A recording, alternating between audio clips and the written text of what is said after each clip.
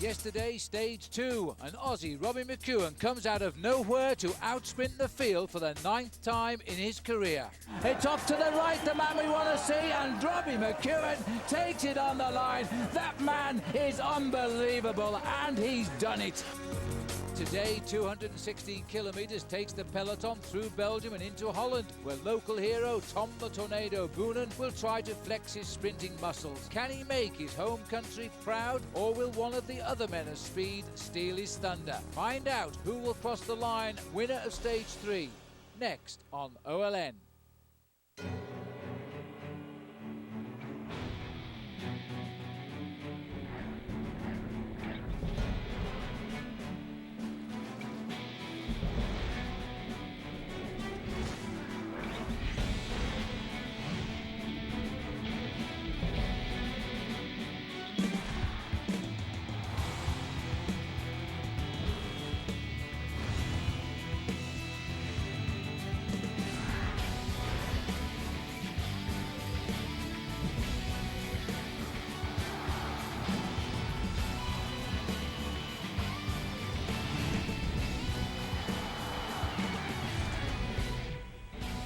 So far, this is the Sunshine Tour de France. Every day we have a new leader, and every day at the moment it seems we have a new country as well. Now we're off to Holland, the bike-mad country, where they're hoping today they will see a Dutch rider crossing the line first. And you know, they may be doing just that. Hi everybody, Phil Liggett with Paul Sherwen. Paul, it's true, this has been a great tour so far. Been absolutely crazy. So many different leaders. It's all about battling for seconds, and it's going to be like that all the way until we get to the first individual time trial in Rennes, because there are so many riders within a minute of the overall lead. Well, Norway certainly are tuning in because they have a new superstar now, Thor Hushovd. He's surprised by becoming the first Norwegian to win the prologue on Saturday. Then he crashed, went to hospital, came back, and he regained the yellow jersey, which he took back off the American George Hincapie. What a battle it was yesterday. It was a battle of the sprinters. It was all about time bonuses, and that's what this race has been about so far. Again, there are 3 intermediate sprints today. One at 182 kilometres to go, 73 kilometres to go, and 40 kilometres to go. And at those sprint points, you can earn 6, 4 and 2 seconds. But even more importantly, at the finish line, there's 20 seconds for the winner, 12 and 8 seconds for the man who finishes in 3rd place. Well, there are more than 100 riders in the race, split by just 50 seconds. But it's not just a race about time, it's also a matter of the green points jersey. Robbie McEwen has won this jersey in Paris on 2 occasions. He was the first Australian winner as well. Well, now he's looking for more points today. It's a good fight, this one. McEwen is just 3 points ahead of his arch-rival Thor Hushovd, who won this title last year. Another first for the Norwegian. Tom Boonen, many people fancy him to win today. He's in 3rd place with 49. Daniela Bernardi is 4th. And another Australian green jersey wearer of old, Stuart O'Grady, is there. Paul, this is how we score it. Well, this is what the points are all about, and this is what those riders are going for in that green jersey competition. Points at the intermediate points along the way, 6, 4 and 2 points, but the big points again are on the finish line for the sprinters. 35 points for the first man across the line, 22 points for the 5th place rider, and then from 6th down to 25th, it's 20 points, right the way down to just a single one. So that's how it works. Let's just take ourselves back to the start today. Remember, the race was in Luxembourg. It crosses Belgium, finishes in Holland. Still wearing the bandage on the right there, the arm of Thor Hushovd, and just behind him there I can see David Zabriskie, and we've got the green jersey. There's Zabriskie sitting in the back having a chat, settling into the race at the moment as he sits there talking with Jens Voigt, who's the solid boy on the CSC team. Christophe Moreau expected to be the leader soon of the AG2R team, with the absence now of Francisco Mancebo. Hushovd chatting with the world champion Tom Boonen. They could be shoulder to shoulder when they come over the Kouwberg in a few hours' time, because they are both in the frame to win today's stage. That is the 0 kilometre. Now the race is underway, and it is a scorcher today. Well, by the time we got down to the first sprint at Mersch, after 35 kilometres, 21.5 miles, there was a breakaway of 5 riders, and yes, Jens Voigt had given up his conversation with Dave Zabriskie, moved into the breakaway, and here he was taking out a 6 seconds time bonus. Well, Jens Voigt, always a man to go out for the early move, especially in the early part of any Tour de France. Gets himself maximum points here, but what he's thinking about, I think, is a lot longer down the road, because he thinks today, sometime or another in the early part of this Tour de France, the breakaway is going to survive. Just to give you the full rundown here of the 5 riders: Jens Voigt, CSC, Jose Luis Arrieta of AG2R, Unai Echeverria of Euskaltel, second time on the attack for him in the last couple of days, Jerome Pinot of Bouygues Telecom, and Christophe Laurent, also of AG2R. Those are the boys in the lead. Now let's go to the live action. The peloton are well in excess of 40 kilometers an hour today. The weather, as you can see, is sunny at 86 degrees Fahrenheit and 40% humidity. It is very, very hot. All of the big peloton together here. The gap is 5 minutes and 54 seconds, 92 kilometers left to ride. But Paul, all the meat on today's stage is in those 92 kilometers. It's all stacked up at the end. It really is very much like a combination of two of the greatest one-day classics of all time, Liège-Bastogne-Liège and the Amstel Gold Race. And there's a number of riders in this field this afternoon who are specialists at those one-day classics, and they will be thinking that this is going to be the stage for them. But the Tour de France is not exactly the same as a one-day classic, because a lot of riders try and hold a little bit back, because after all they have to get into the saddle every day and race like this for the next 3 weeks. Well, you can see again Crédit Agricole are fairly happy to keep the tempo at the front end of the main field. I think they're fairly happy with this breakaway of 5 riders who currently at one stage had 6 minutes and 10 seconds. It's now starting to reach its maximum, I think, because everybody's just a little bit worried about giving them too much free rein. That's right, and I think also they're going to be very nervous, Paul, because these roads are narrow. They're well known. All of these riders know these roads because this is the classic route here in Belgium. And so I think the riders are going to want to close this race down a little bit as we get towards the end. And of course, in Valkenburg, we haven't been down into the town since we came pretty early this morning, but I can tell you on the finishing line there's plenty of people. But Valkenburg will be jam-packed. Town will be absolute chaos, and in fact at the top of the climb, Rabobank, the bank who sponsor the bicycle race, the bicycle team in this event, they've got 2,500 seats. They've got almost a restaurant of their own at the top of the Kouwberg, which they want to see, of course, somebody like Michael Burgert or Eric Decker take out the win. That's right. We'll see lots of these tortuous little roads today as we go through the Belgian Ardennes at first, and then finishing the day in the third country of the day in the Netherlands. Tomorrow the race will restart from Belgium in Huy, another famous town on the worlds of the classic races like Flèche Wallonne. It's 96 kilometers to go. We're in the town of Trois Ponts, 3 bridges. And a very pretty little zone this now as a part of the route of Liège-Bastogne-Liège. The peloton, I think, will start to close this break down a bit quicker today as they're packing up the field here. Remember, less than a minute covering well over 100 riders in this race, and the question everybody is thinking today is who will be the next person to wear the leader's maillot jaune, because I reckon it'll change again today. We'll find out as the day goes on. We'll take a first break. Rejoin us in a moment here live on OLN. The 2006 Tour de France on OLN is brought to you by your Trek dealer, your local Tourmania headquarters. Come in daily to catch Tourmania and get huge savings on bikes and accessories. And by LLB, official outfitter of OLN.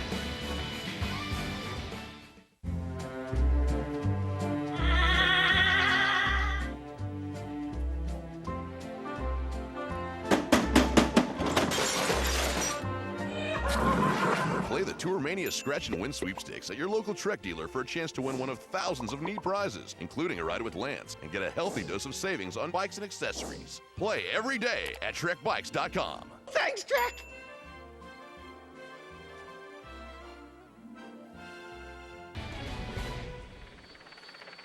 Welcome back. The peloton on the Tour de France, 175 on the start line today. We've only lost one so far. That was poor, sick Danilo De Luca yesterday. And this another long day in the saddle today of well over 130 miles. This is the breakaway. This is the sort of crowd we expect to see in Belgium. This is a bike-mad country. These are the 5 leaders: Jens Voigt, Jose Luis Arrieta, Unai Echeverria, Jerome Pinot and Christophe Laurent. Voigt, the most experienced of them all. He's riding his 9th Tour de France this year. And the peloton itself has just about got through the feed zone in Trois Ponts, the town that these leaders passed through over 5 minutes ago now. Let's see if we can show you some pictures of the peloton in Trois Ponts. Here they go. Just keep your eye on the right there. Off goes the souvenirs. And here comes some of Bob Roll's famous slugs. It's mine. No, it's not. It's mine. And we move on. Well, you see, this is the area now where the lie falls on Belgium. This is the Côte de la Haute Levée, and this is a cracker. It's 5.5%. It's 86 kilometers to go, and these hills come thick and fast now, all the way to the finishing line. They look as though they're struggling, and they are, because of the heat of the day today. No real urgency on these boys, Paul. They're not going to be stupid and destroy themselves under the hot sun today. They're just going to see what the peloton does in an effort to bring them back. It's a long climb, Haute Levée, really, just over 3 kilometers. It's a long, hard climb. As I say, most of these guys will know the climb because it is covered in the Liège-Bastogne-Liège race. But in a breakaway situation like this, still so far to go to the finish, you don't want to rip the breakaway apart. You want to try and keep it together, try and get as much energy out of each member of the breakaway as possible to hold on to the breakaway's advantage, which I'm sure will start to diminish once we get over the top of the climb and start to get that little bit closer to the finish. It is a complicated run-in as well once the riders get over the border into Holland, because one thing that Michael Bogaard was saying this morning is he knows every inch of the way it's going to be an incredible atmosphere when they cross the border. But one thing that makes racing in Holland dangerous is there are so many of those directional islands. I think there are a lot more in Holland than anywhere else in Europe. Well, it's a tight fit for the peloton down there as they just continue to monitor just how they're going to tackle this climb of the Côte de Haute Levée, which they're approaching now, because I think this might be the start of some moves here. A lot of riders still have designs on an early yellow jersey in this race, and you've got to stay right up near the front today. I think just through the middle there, left of our picture in the green and lime colours, is Floyd Landis of the United States. Tipped among many as a favourite. Now he's riding very sensibly, Paul, getting himself near the front for the climbs to come.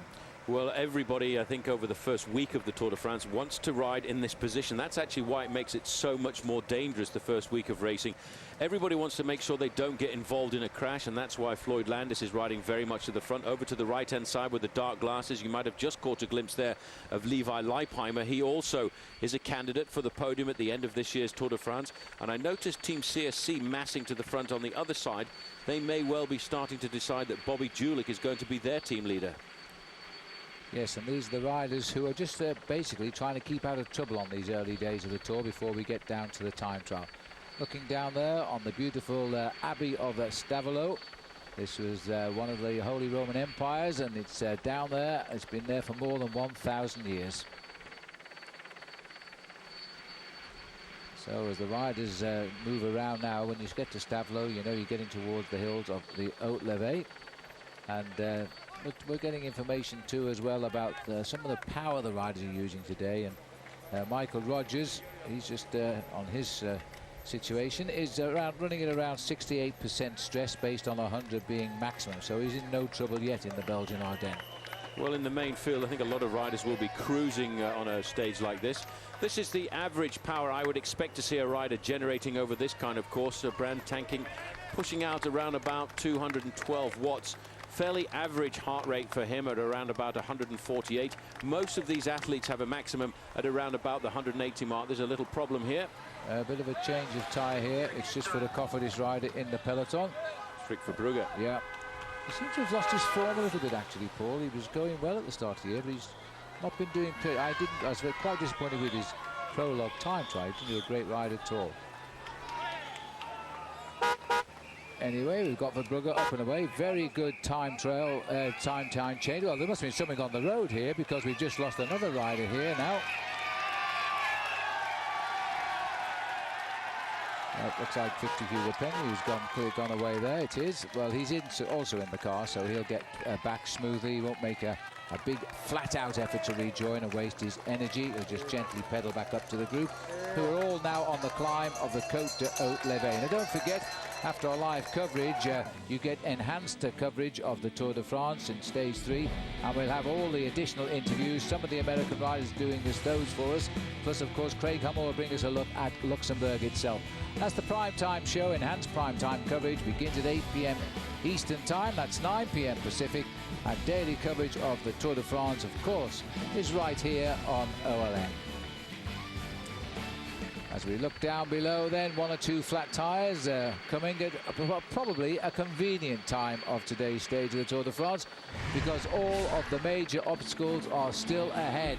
And Jens Voigt is the man spearheading a 5-man breakaway as they race towards Holland and the finish. We'll see you in a moment.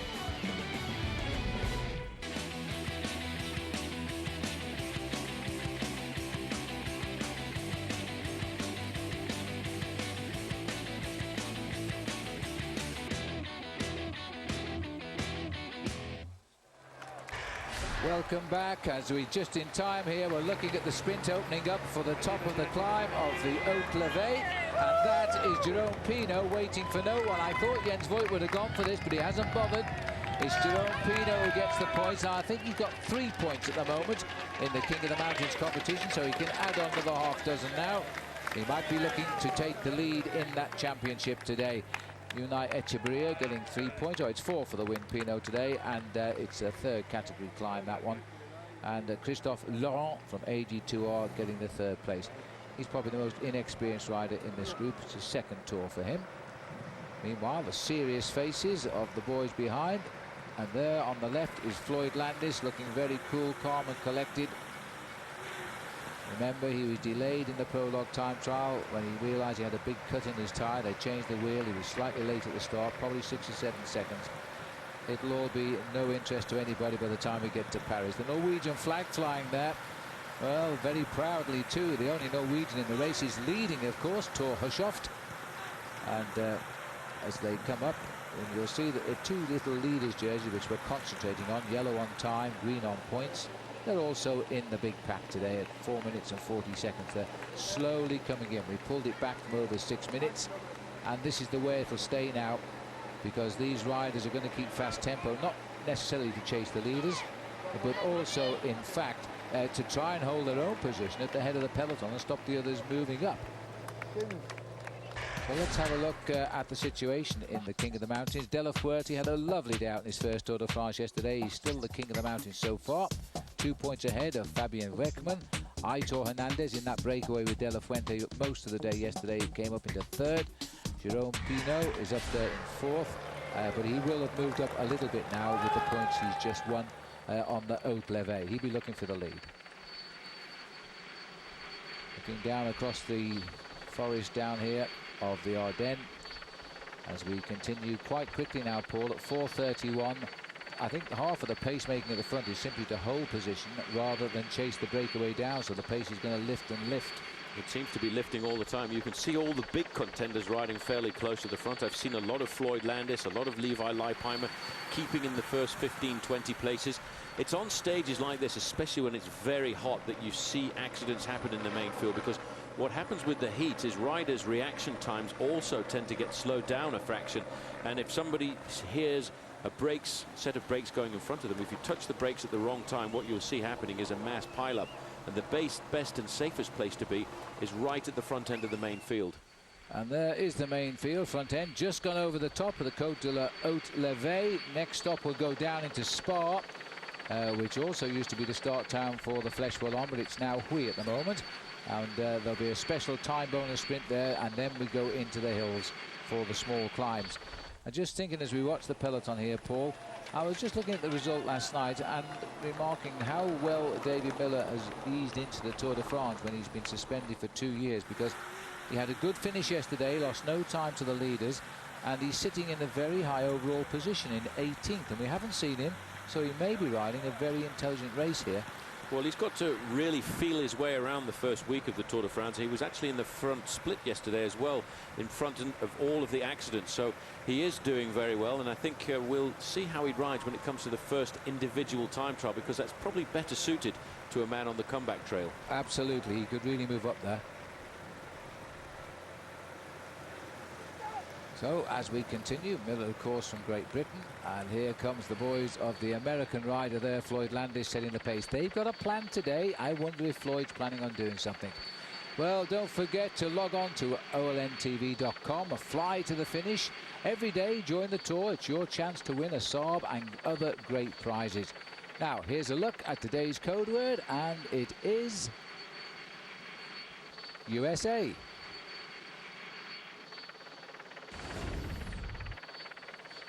Well, the Saab's flying to the finish. Now we just need the code word. There it is for you. USA it is, so make a note of that. Back out with the leaders as we continue. Sitting at the back now, the man who is inching closer to being the next leader of the King of the Mountains, Jerome Pinot. That'll be a good catch for the Bouygues Telecom team, especially as it's French. And Jerome riding his 5th Tour de France. His best ever finish is 43rd. He did it last year, and in fact he's finished all 3 tours so far. So everything going well for him. Oh, and now what's this? A bit of a problem here, and this is Carlos de Cruz, I think it is. Another flat tire. I'm just wondering why they're getting flat tires, and it probably is not the road surface, but the fact that it is so hot that it is being caused by the heat of the day, and they've put too much pressure into those tires, and they're actually exploding because the rims are getting so hot. I can't think it's the roads. They look very good. Setting the pace at the front now. Floyd Landis' team. Now there's no reason for Phonak to ride like this at the front unless they're trying to get Floyd Landis into a position to attack today. Well, I wonder. That'll be a cheeky one. See you in a moment.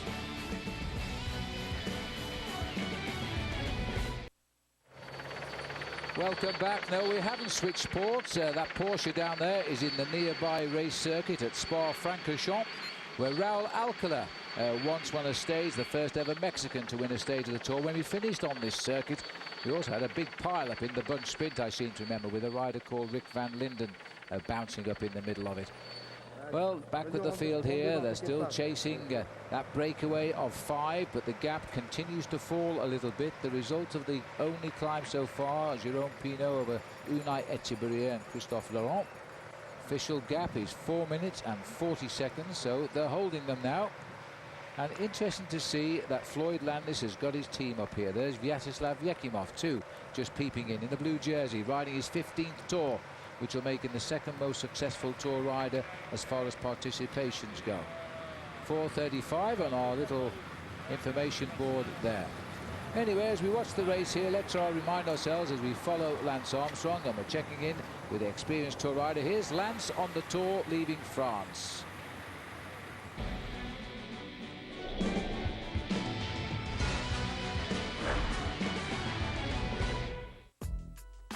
When the tour leaves France, it automatically, I mean, the event itself is big in France. But as soon as it crosses a border, it's 10x. If that's into Belgium or Holland, Germany especially. I mean, last year we were in Germany. It's funny. I mean, you literally cross the border, I mean, you see the countryside, and it's a completely different race. And of course, the crowds are cheering for their local hero or their national hero. And I mean, when you have that many people on the roads, people stand in the middle of the street, they have their cameras up to their face, they don't think, they've been out there all day drinking, partying, having a big time, painting the roads. Sketchy. You have to watch for those people. I never thought I'd say this, but sometimes it's nice when the race crosses back into France. Oh, there's no event like it. Today's Lance On brought to you by American Century Investments, mutual funds and institutional money management for more than 45 years. Back with the riders on today's stage of the Tour de France. We won't see France at all day because we've left Luxembourg. We're in Belgium. We're bound for Holland. 4 minutes 40 seconds still is the time gap. A lot of riders showing an interest. The flag of Flanders with the Belgian flag there showing that the riders have a nice tailwind at the moment, and very welcome it will be too in this heat.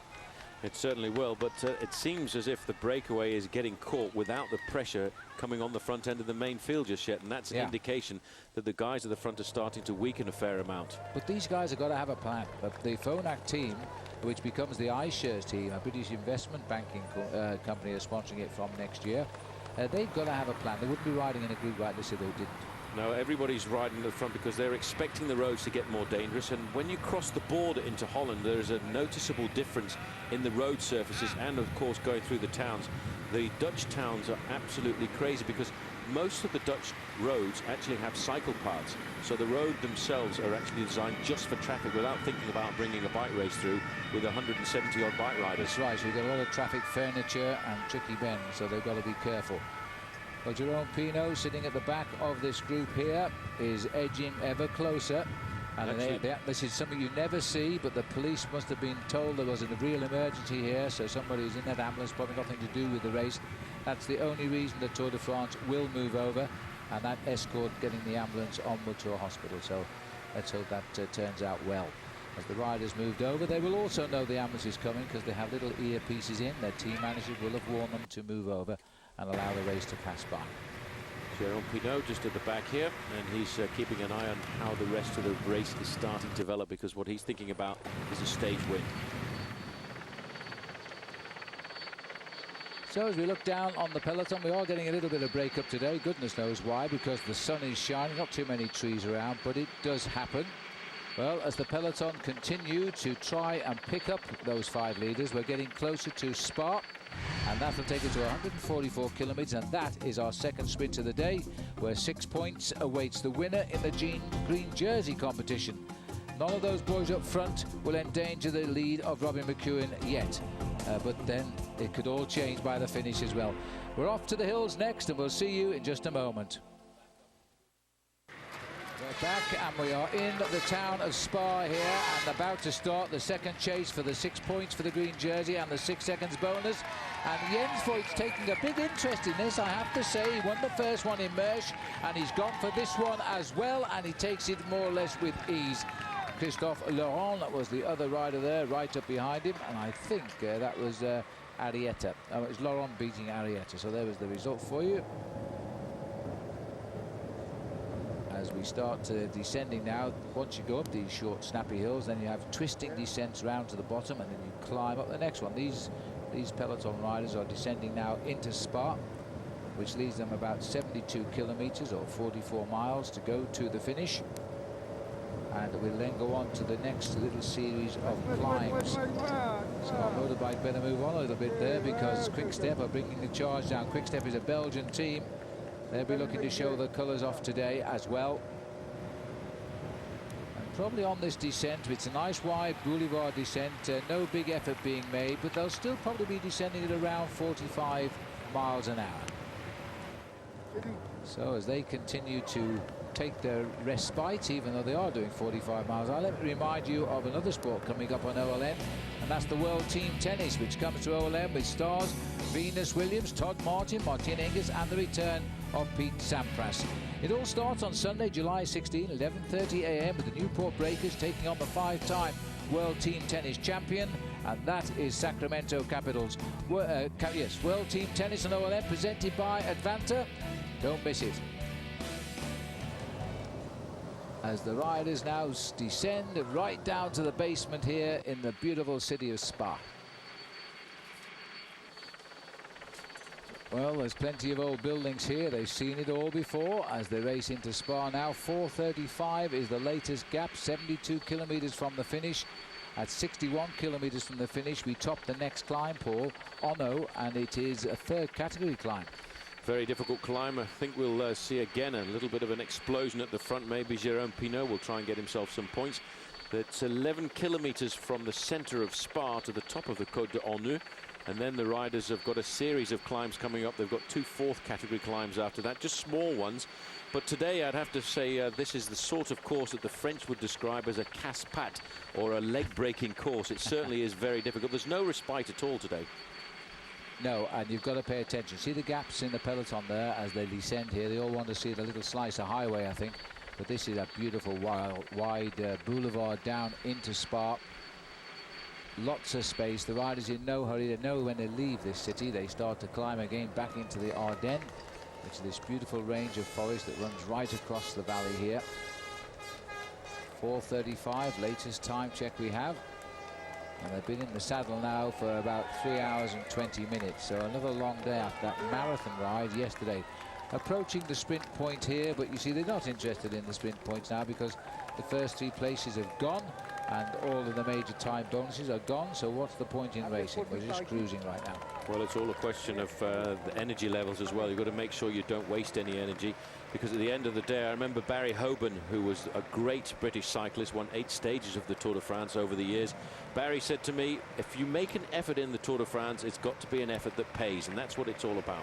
I think that's the best advice you can ever receive as a young professional.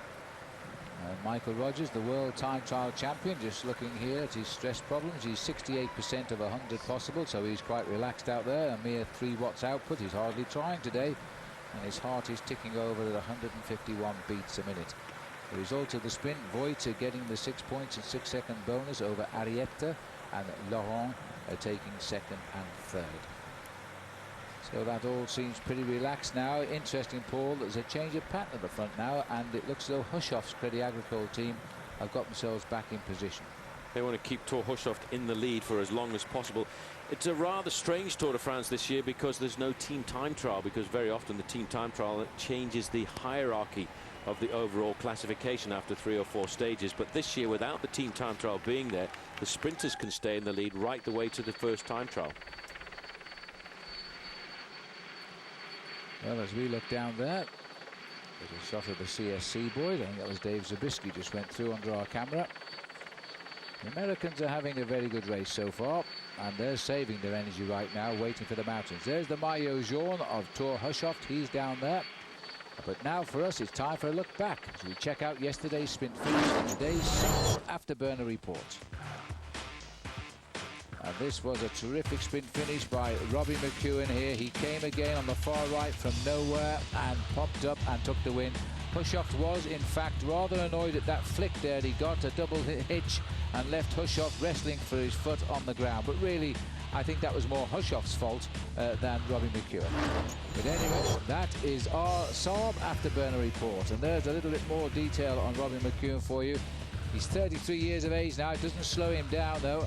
9 stage wins in history in the Tour de France. He's opened his account this year as well. He weighs just 146 pounds. He really is a pocket dynamo. He's been a pro a long time, too, since 1996. Back to the action, or rather the inaction here, because we're at the back of the field. It looks as though we may have had another flat tyre because teammates are bringing back teammates. And that is very interesting. This looks like we've got the rider coming up here is Benoit Vaugrenard. He's all in white, but he's in the same team as the rider in front because he's wearing the white leaders jersey as the new best rookie of the Tour de France at the moment. And Vaugrenard is lying in 12th place overall, just 21 seconds off the overall lead. He had a wonderful first full day of road racing on Sunday, and he's been well deserving of that leading ride. And I think just sitting up there getting the water now, it looks as though Dave Zabiskie here has been sent back for a job of work. He's the other American rider who briefly wore yellow last year. Remember, he fell off in the team time trial, but his job today, get plenty of water down him and also back up to his teammates. Well, we'll take another break. The pace is going to get as hot as the weather in the next few kilometres. I'm sure of that as we get into the undulations of the Belgian Ardennes, which are the foothills to Netherlands. See you in a moment.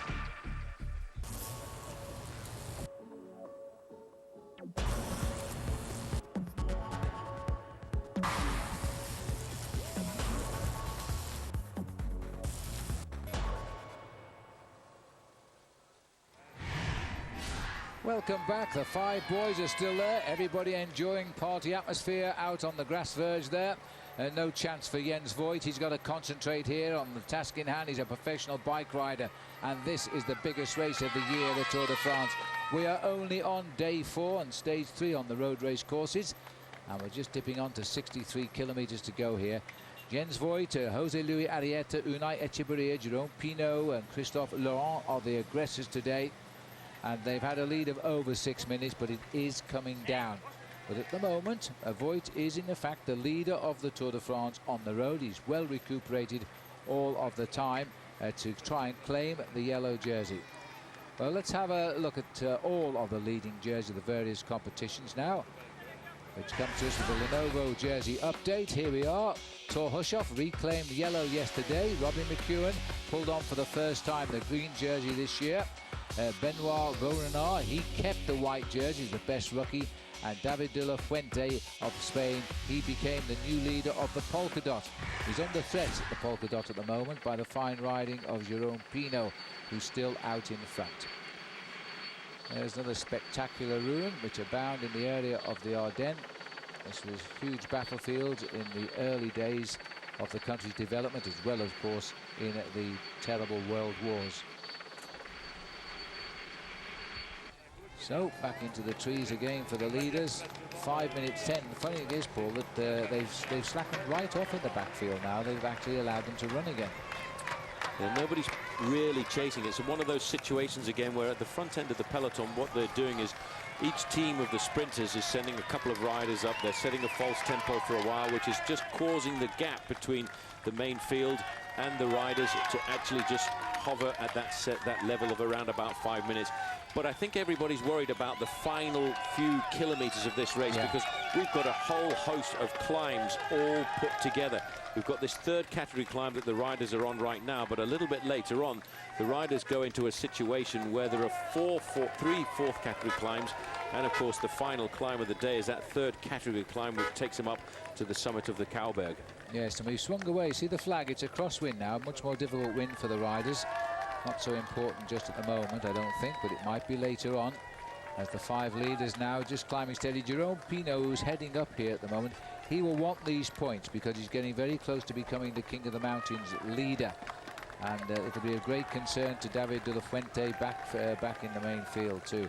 Well, these riders are actually pretty lucky that they're going over this climb, the Côte d'Honneur, because if they'd taken the other road out of this town here, there's a horrendous climb called the Monteux, which is like a brick wall in front of you, and you slowly bring yourself up to it, and the climb gets steeper and steeper and steeper, and at the top it's so steep, sometimes you feel as if you need to put the crampons on and as if you're going to pull your front wheel off the road. Well, we've got 1.2 kilometers to climb up this climb at the moment. Arrieta there flicking his elbow. That's to call the next man through. Well, this guy's well dressed up for the hot weather. There's no chance of getting sunstroke there, I wouldn't think. Well, he probably thinks he's going to have to sprint it out with Robbie McEwen. Well, he must be very, very hot in that, as we all come through the square here of the town.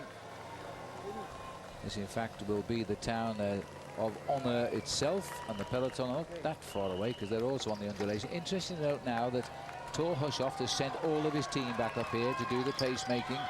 He, being in the yellow jersey, is sitting just last man of those boys of his team in green and white. They're looking pretty tired up here, I think, just now, and that was Jose Luis Arrieta, who's a very good climber, number 32. But this climb is a lot steeper than you think, and these riders are toiling on these roads. Yes, sorry, Paul, yeah. The race came over here a couple of years ago, in fact, when a man by the name of Miguel Indurain went out on the attack. The race finished on that occasion in Liège, but he got away with a man by the name of Johan Bruneel. He did indeed, and Bruneel didn't work with him at all. Sat right behind him, but nipped round him and snatched the stage win. And Miguel wasn't too pleased with that, but on the other hand, King Albert was on the finishing line, the King of Belgium, and I think that was the draw. I think that was 1995, and there was a young man who saw that that was the winning move, and he tried to get across to it. His name was Lance Armstrong, and he couldn't quite make it. He knew that was the move, but since then he went away from the sport. He's had a lot of drama around his life. He had testicular cancer, survived that, and then came back to win the Tour de France on 7 occasions. But his history with the Tour de France goes back much further than a lot of people think. It's a lot longer than just 7 years. It certainly is. He never looked like a Tour winner till he came back after his cancer. Actually, he looked like just a stage winner. Well, back with this Tour de France, and the pace being set here at the moment by Jose Luis Arrieta. Seems to have moved up to the front now. I think it's him at the front. They're all looking a little bit precarious now. I think there's going to be a bit of a sprint there. You see that the rider from Bouygues Telecom there is Jérôme Pinot. He's waiting, and right on his wheel is Echevarria. These are the 2 riders that got first and second in the last King of the Mountains points. These competitions are separated by single points.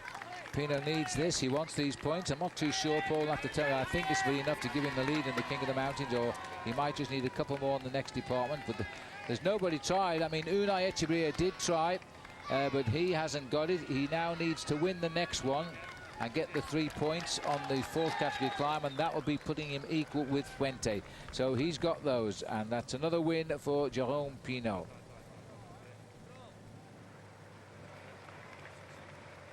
Well, that was a very good move there by Pinot. He just needs he needs to stay away really for another 40 kilometers, take 2 more climbs, then he will be fine. There's the big crowd here on the climb of the Côte d'Honneur. There's still plenty more climbs to come today. See you in a moment. Welcome back. The Tour de France in Belgium at the moment, and racing to the Netherlands for the big finish on the Kouwberg in Valkenburg itself. And the peloton still trying to work out what to do about a breakaway of 5 riders that started to make progress again over the field itself. But I think that will all change now. It's very noticeable that the Crédit Agricole team have come up to the front almost in mass. Just off the front of the peloton in the centre, you can see the yellow jersey of Thor Hushovd. He's feeling pretty good today, I think, and he's going to try and maintain some of his lead. He only has a 5-second overall lead, remember, over the world champion, Tom Bonen. But I think Bonen will have a much harder job on the climb of the Kouwberg than Hushovd will. And goodness knows what Robbie McEwen will do. He's in 3rd place. A win today for him would see him in the yellow jersey. I'm pretty sure of that. This is life now at the back of the peloton. Many riders preoccupied with water and drinks. Number 172 is Walter Benito. Remember, he was our hero in a long breakaway 2 days ago. And number 66 is Freddie Rodriguez, who's the lead-out man for Robbie McEwen. He's an American. And Fast Freddie is in the mood now to lead out Robbie again. He did a great job for him yesterday. And just look at that fine piece of artwork down there. That's a crayfish on a bicycle, because this is the capital of the crayfish. Anyway, enough history. Let's go and find out how Floyd Landis is thinking. Floyd, sorry everybody. Well, you know the Kouwberg climb, I believe, since you've done the Amstel Gold Race before.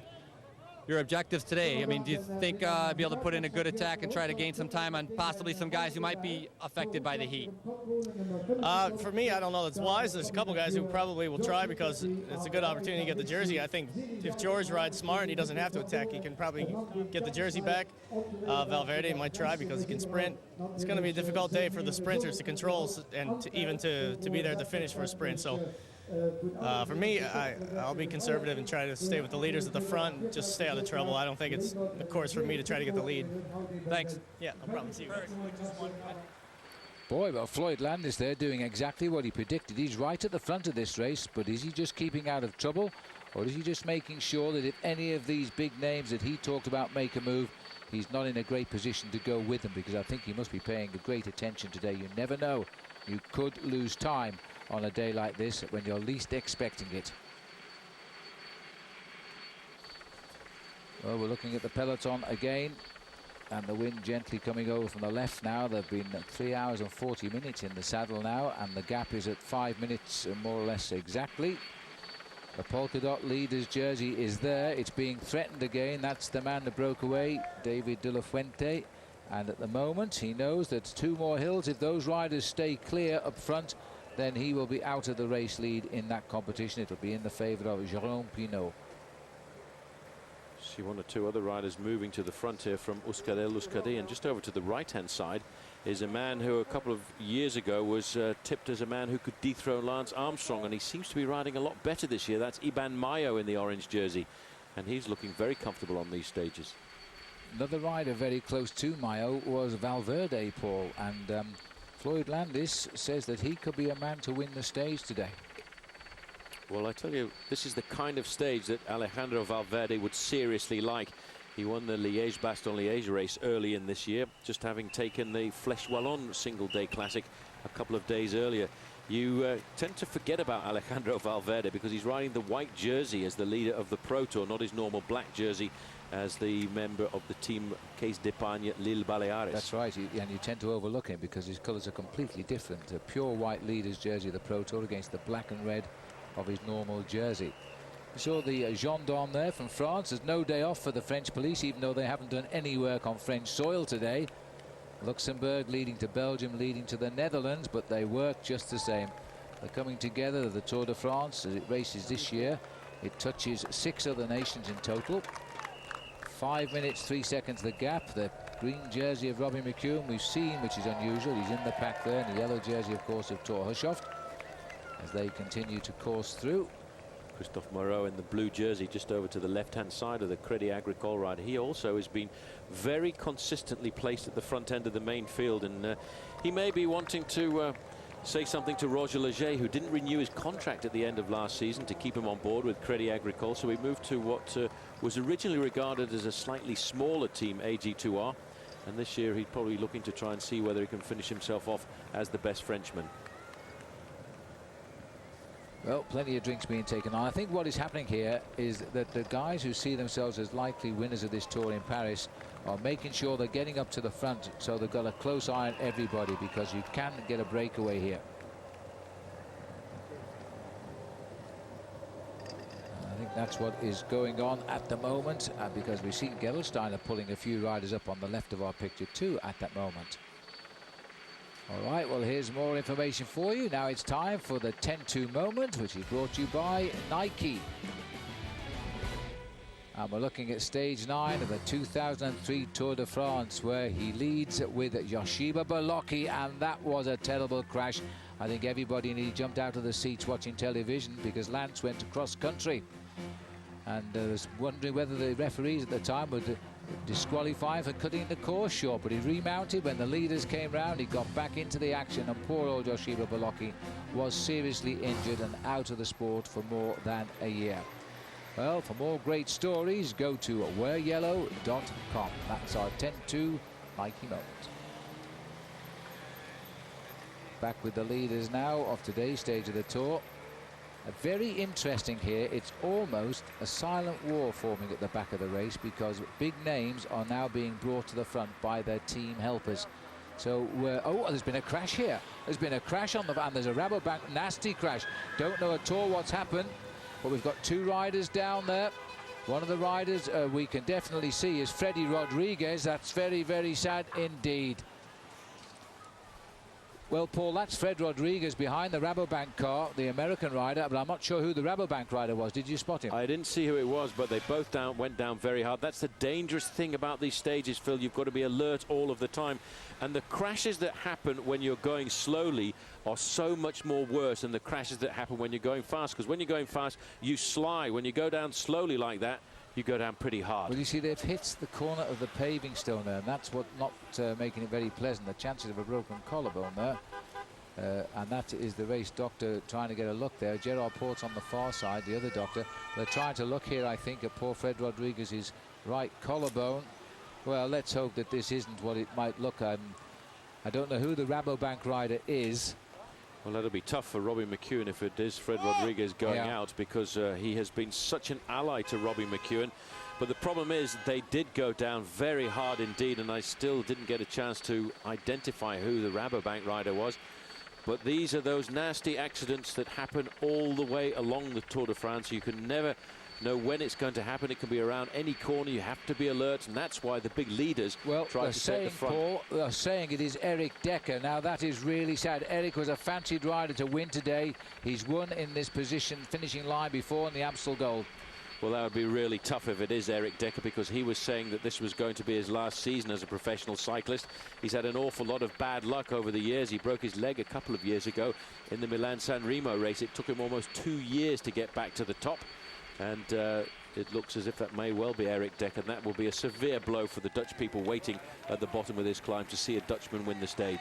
And goodness knows how it happens, but obviously on a clear straight road like that, a touch of wheels is the most likely cause. These are the 5 leaders now on today's stage of the Tour de France, and they're just making steady progress, hanging on to the lead, which is pretty regular just now, around about 5 minutes. Nobody really chasing them down, as the hills will start to sap the strength from their legs, especially as the sun winds on towards the height of the day. The forecasters said that the hottest part of the day will be at 4 o'clock today.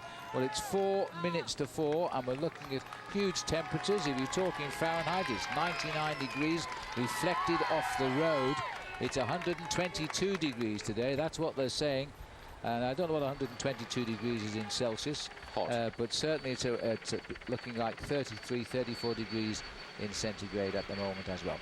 52 kilometers now in Dijon, and we've left behind, lying on the road, 2 big names of the Tour de France, the American Fred Rodriguez, and he's still on the road according to the information reaching us, and also Eric Decker, who has actually cut his face rather badly, we are hearing. So this is all very sad. So there's the peloton driving on, 2 riders short at the moment. Well, I must say that let's hope Fred rejoins the race, but we'll keep you up to date with that when we can, of course, as the race itself now is all of the Crédit Agricole, keeping their man Tor Hushoff out of trouble at the head of the race. We'll update you on the crash when we come back. Welcome back. Just as we're approaching the top of the next climb of the day, the third climb, fourth category, a Côte de Petit Richard. And if the man who's on the front at the moment wins it, he goes equal first in the overall leaderboard for the King of the Mountains, and he does. That's Jérôme Pinault, who has taken the points. Now, Pinault will be celebrating if he gets some points on the last climb.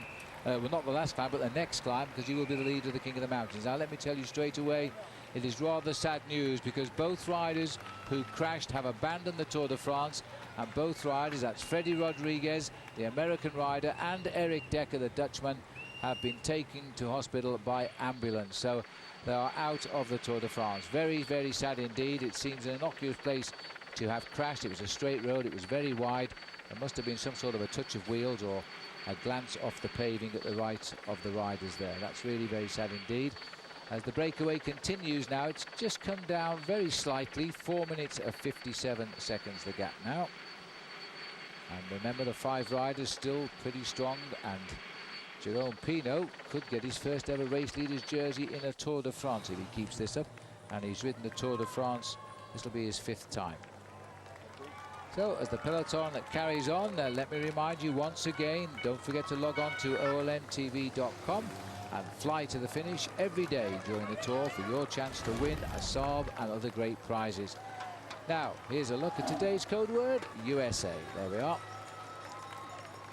And there's the peloton labouring away here now as they continue to try and close down that gap. Obviously a lot of nervous riders there today. 50. Well, it's very sad news, Paul, about Rodriguez and Decker, I must say, and the field now reduced to 173 riders. Michael Bogart there. He's got Rabobank on his new national jersey of Holland, because he won the championship just before this race started. We believe that Eric Decker has broken his collarbone. Freddy Rodriguez, we're waiting for confirmation. He could well have done the same on the fall there as well. But these riders now picking up a much higher tempo here. Rabobank and the same team as Decker is Bogart. Bogart is the man for this course, because the race finishing on top of the Cauberg, I think he's won once, he's finished 4th 4 times, and 2nd, 3rd 2 times. Is that right? No, he's finished 2nd 4 times, and he's finished 3rd twice, and he's very consistent when it comes down to this. And he's won once. Yeah, and he's won once ahead of a man by the name of Lance Armstrong. That's right. And Lance was not very happy about that. It was a very close sprint, but Bogart actually sat on Lance Armstrong for the last 30 kilometres or so and refused to cooperate in the success of the breakaway. And I think that accident that's happened there to Eric Decker will force the riders from Rabobank to try and get the stage victory this afternoon. This is big Maggie Backstead. Maggie's not riding very well at all. Every time the race has gone slightly uphill, he's found himself in difficulty and found himself getting left behind. Well, little professional foul. Yeah. Well, today is so hot. They've got to keep alert. It's a dangerous course in many ways, a big field packed together like this. And that's why the stars have tried to get up and near the front here, especially riders like Floyd Landis, Levi Leipheimer, anybody who fancies their chances later on in the tour. I haven't seen anything of George Hincapie, I must say, in this lead group. I think Hincapie's going to take a back seat for a couple of days. He snatched the yellow jersey the other day off the shoulders of Tor Hushoff when he sprinted out of the pack to get himself that 2-second time bonus, because he saw a perfect opportunity. But Hincapie, I think, is looking a lot further down the road. He doesn't want to waste all of his energy in the first week of the Tour, because he knows that you can waste an awful lot of nervous energy in a race like the Tour de France, and especially in the early stages. So I think what he's probably thinking about is more long-term. I'll just give a little bit more information of riders' heartbeats down there in the peloton. Sebastian Lang appears to be beating at 156 beats per minute, approaching maximum today, so it's probably the heat causing that, I would think. as I might be a little bit nervous, causing a reaction too because of the hills which are to come before the finish. Well, when you see the heart rates of riders starting to move up to the 150, 160 level, that means that the pressure is starting to creep into the main field.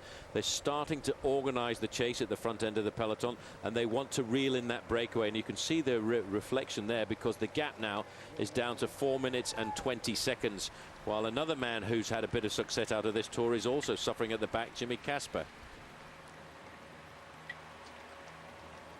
Yes, you're absolutely right, and that's Casper here trying to get back in. Remember, he was in trouble yesterday, and it looks as though the glory of winning a stage has been forgotten in the last 48 hours because he's certainly in trouble again.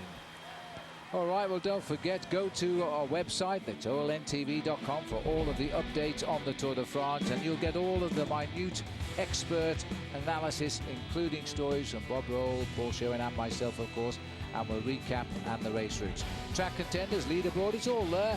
It's olntv.com. That's your link to the cyclism, the Tour de France. So we look at the 5 leaders. Sadly, the first American is out of the Tour de France. It is Fred Rodriguez with a silly little crash, it appeared, but it was a shunt, and poor old Fred went down with a bang, and he's on his way to hospital along with Eric Decker. These 5 riders still hanging on to a lead of just on 5 minutes over the field. Huge crowds here, and there's going to be huge crowds all of the way. But will they get caught? Well, I believe they will. 4:20 is the current gap. As they continue now, the peloton, though, know that the next 2 hills are a little bit steep.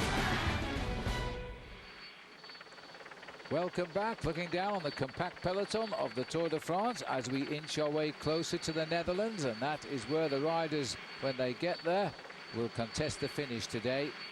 44 kilometres, about 27 miles still to go to the finish here. The gap is coming down now, 3:51, as they start to make their way towards the finish in Netherlands.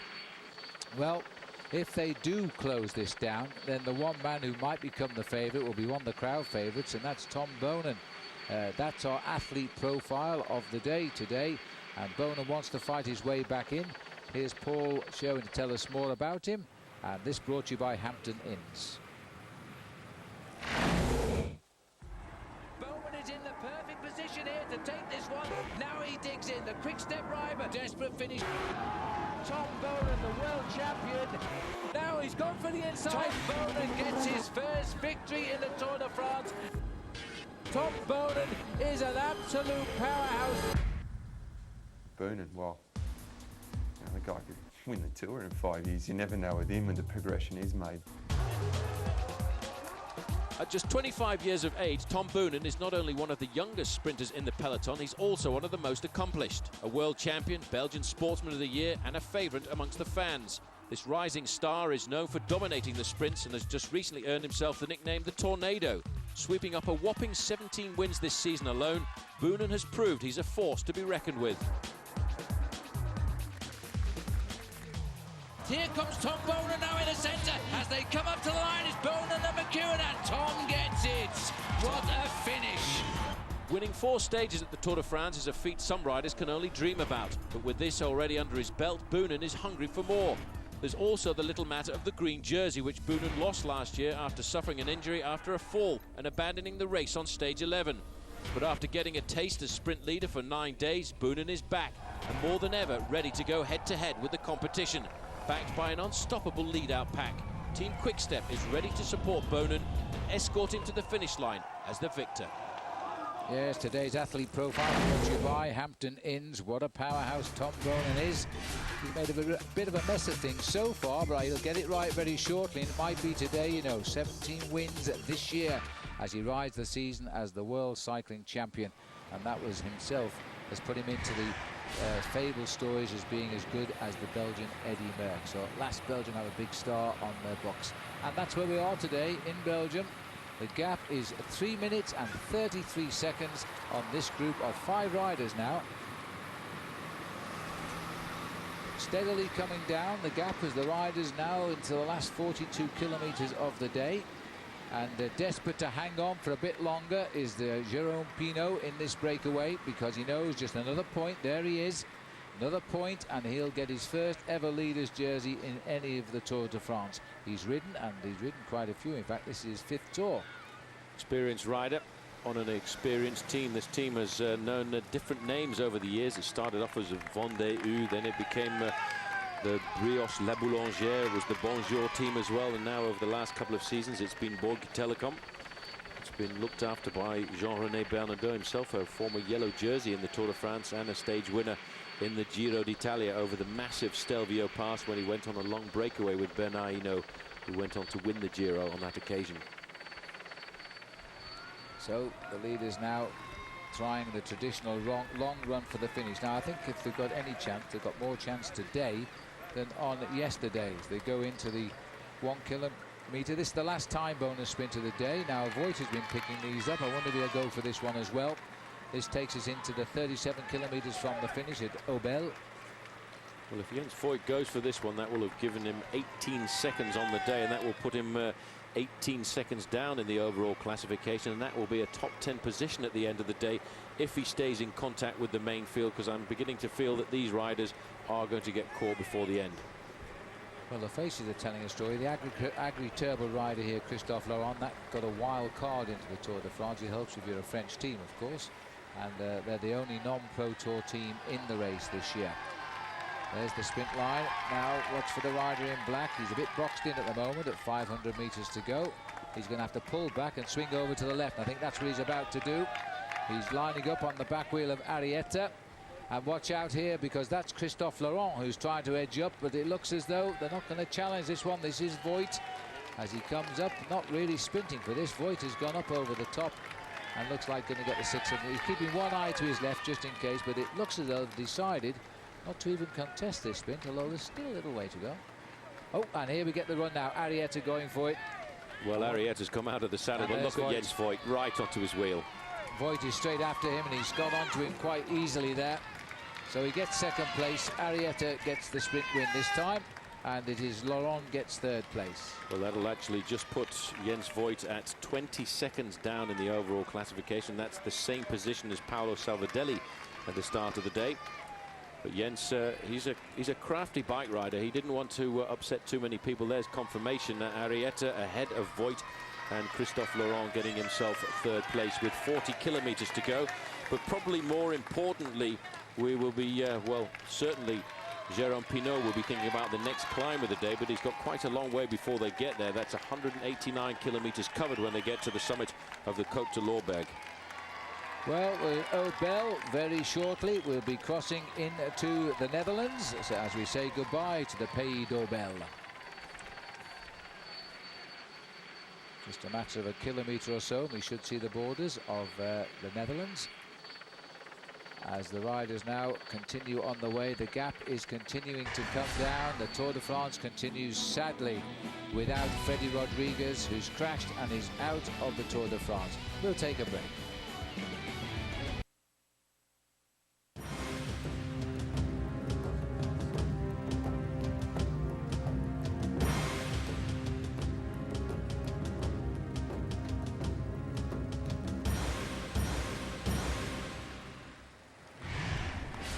Yes, we're back with the Tour de France beneath a hot broiling sun today in Europe, and someone has just slipped off the front of this breakaway, and by my reckoning it's got to be Christophe Laurent of the Agri-Turbo squad.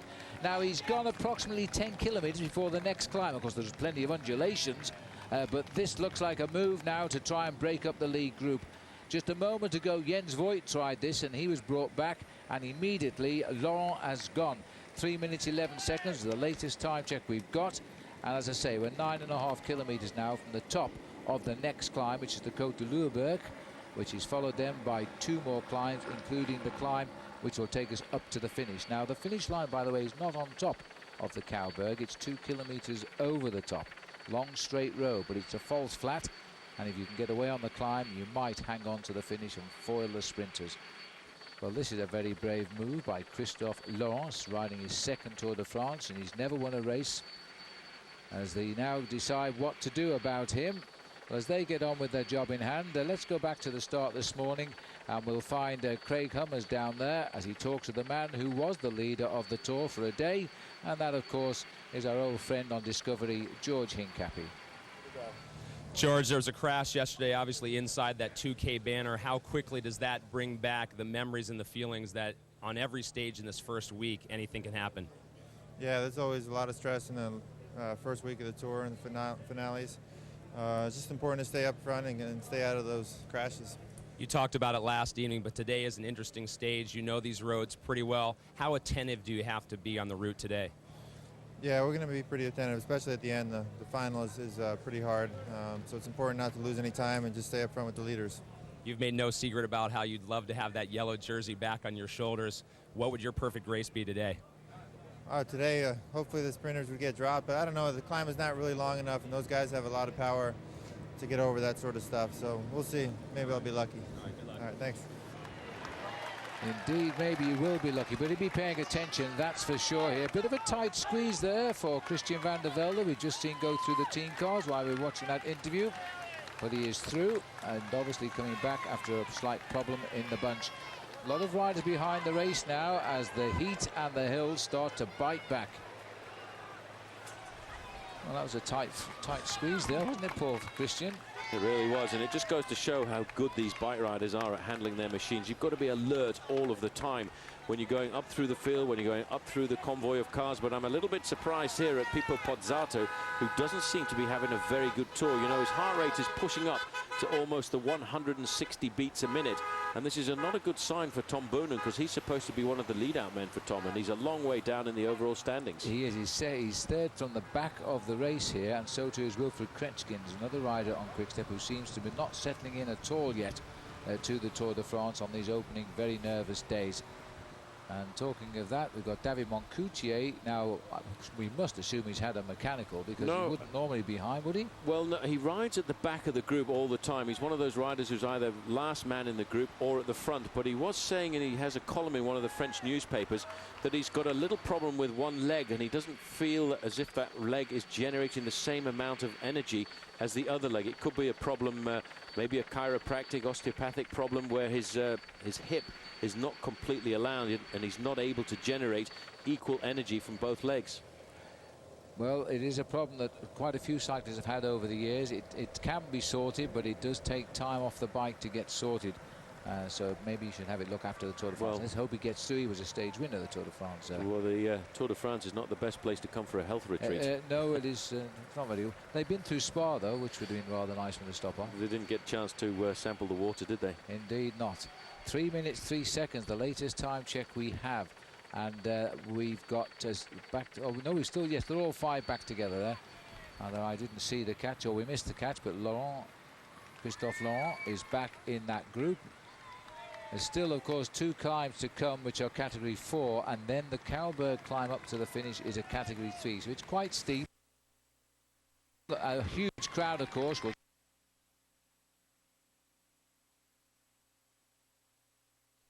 breakaway of 5 has tested the strength of each other, and now have decided they're all pretty equal, so they've rejoined here just at the minute. Huge crowds as we race through Belgium here. Well, a little bit of a standstill by the cameras there. These cameras, if they sense they're losing the picture, which we are sending you live, of course, they go into an automatic freeze, so we get something and then they release as soon as the pictures come back. So there we are, 2:51. We're closing in now on these leaders at the front.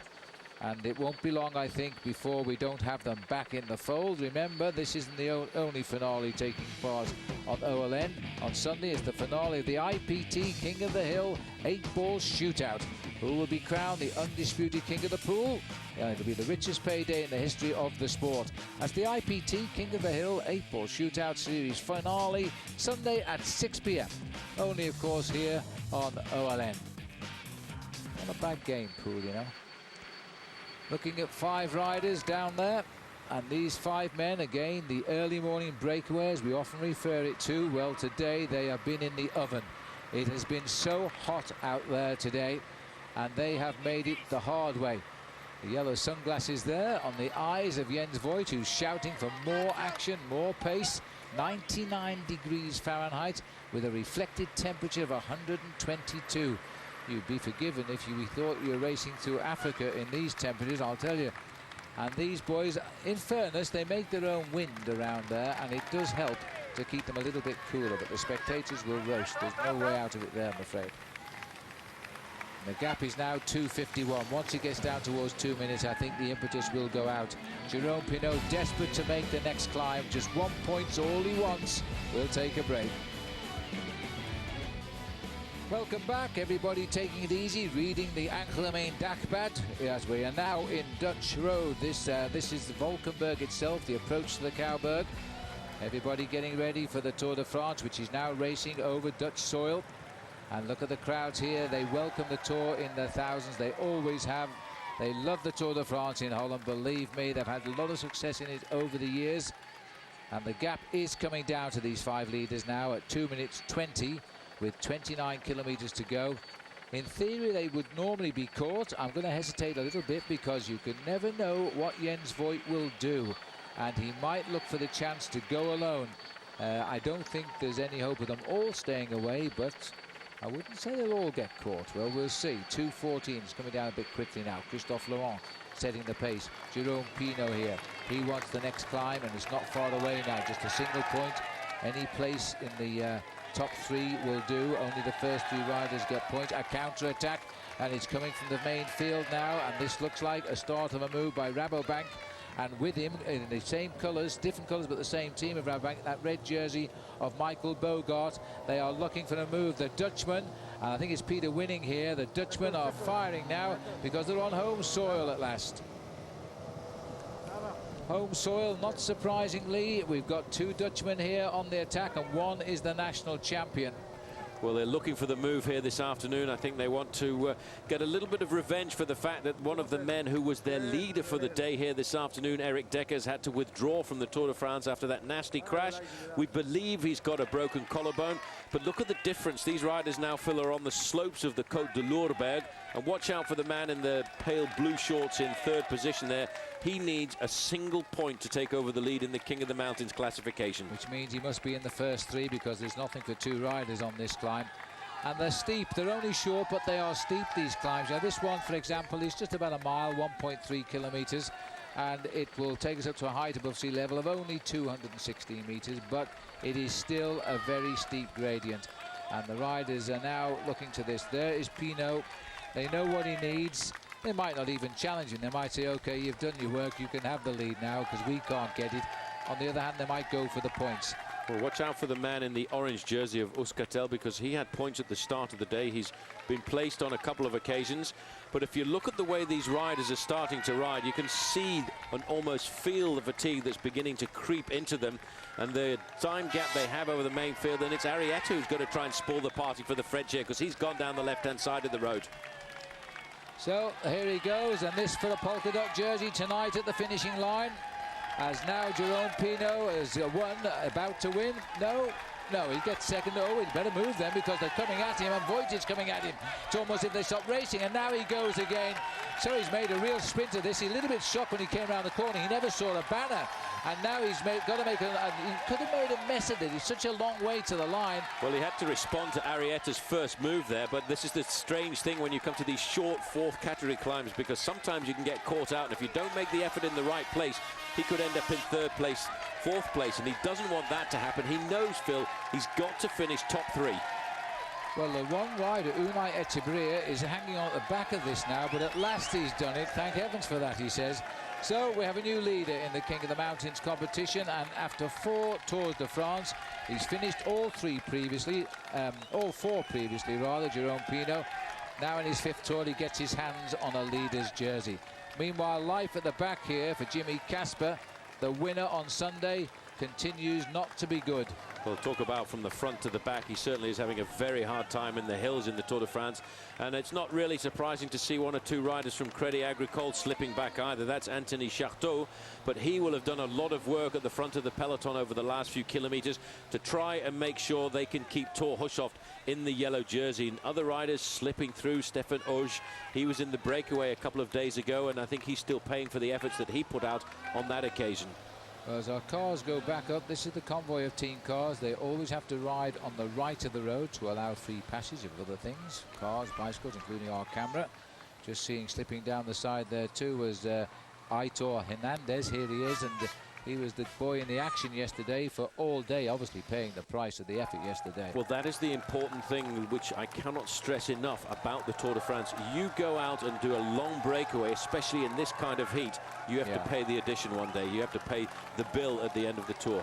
That's right. Well, we heard from race radio there was an attack by Michael Bogart and Bram de Groot, 2 Dutchmen on the Rabobank team. Well, our cameras aren't picking them up, so and in fact just on the right it looked like the champions jersey of Holland. Yes, it is. So they've been caught, but they have made one move to try and split this field up already. There's Cadel Evans forcing his way into the front as well, the Australian for De Vietem and Lotto. He's a long-term prospect for a big finish this year. You can feel the pain these riders are going through this afternoon. They're getting to the sticky part of today's course. They've covered that 1 4th category climb. In around about 10 kilometers time, they've got another 4th category, followed 10 kilometers after that by the last climb of the day up to the summit of the Kauberg. But you see, these roads, Phil, are very precarious, a lot more narrow. They're zigzagging around the countryside of Limburg here, up and down. And even though we've got 2 more categorized climbs, there's no more flat left in today's race. No, it's a tough end now. The gap is coming down. It's inside 2 minutes, 1:48 at the moment. Voigt would like a drink of water. Looking where the team car is, he wants Jerome Pinot to come past him. He said, I'm waiting for a drink as well. So in which case it's up to Voigt to get back into the line. Well, there's Pinot at the back there. He's virtually the leader of the King of the Mountains this afternoon. All he has to do is get himself to the finish line. Team manager is up alongside here, the bottle of water to keep him replenished with liquids. But for him, it could almost be champagne.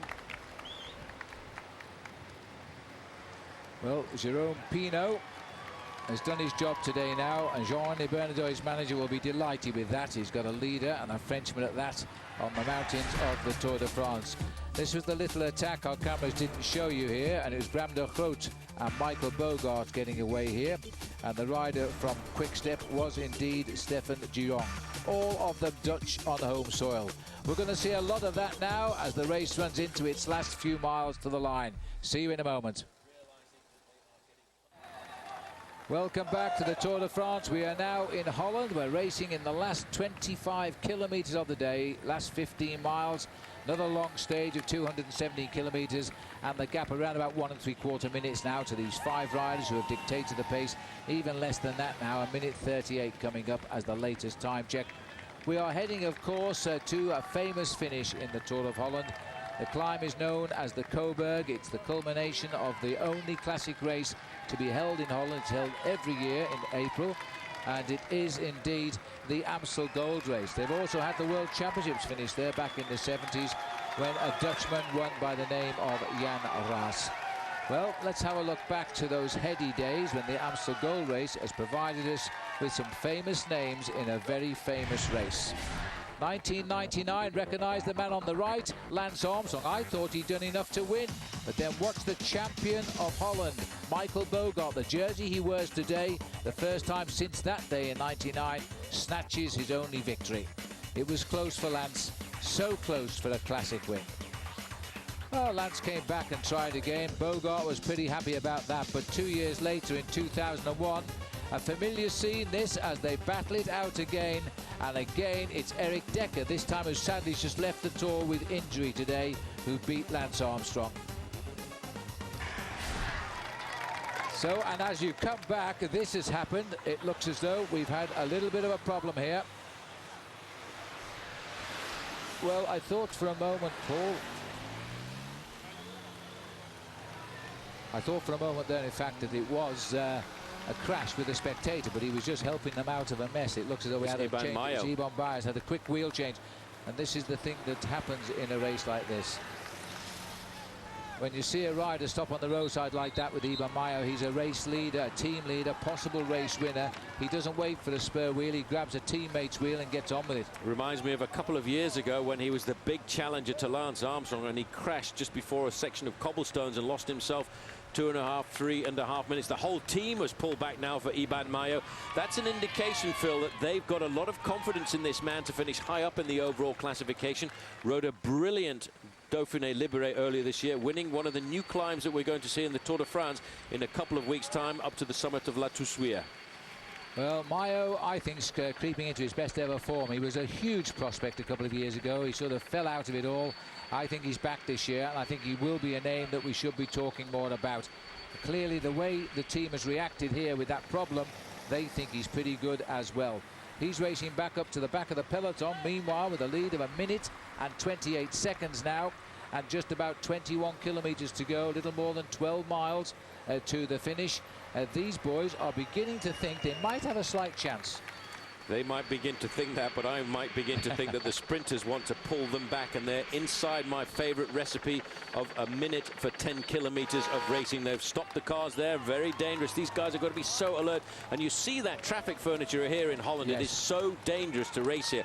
A lot of riders are quite scared of coming to ride the Amstel Gold Race, because that race is a very complicated race. You never actually know where you are in relation to the finish, because you're left, right, up, down, in, out, all over the place. Well, Iban Mayer is the man dodging through the cars. He's being brought back up by 3 teammates here, including Inigo Landaluz and David Lopez Garcia, to try and get him back into the pack quickly and without using too much energy, because we've still got 2 climbs to come, and this race will explode at that point, because the leaders, they want to be caught before the Cowberg turns up.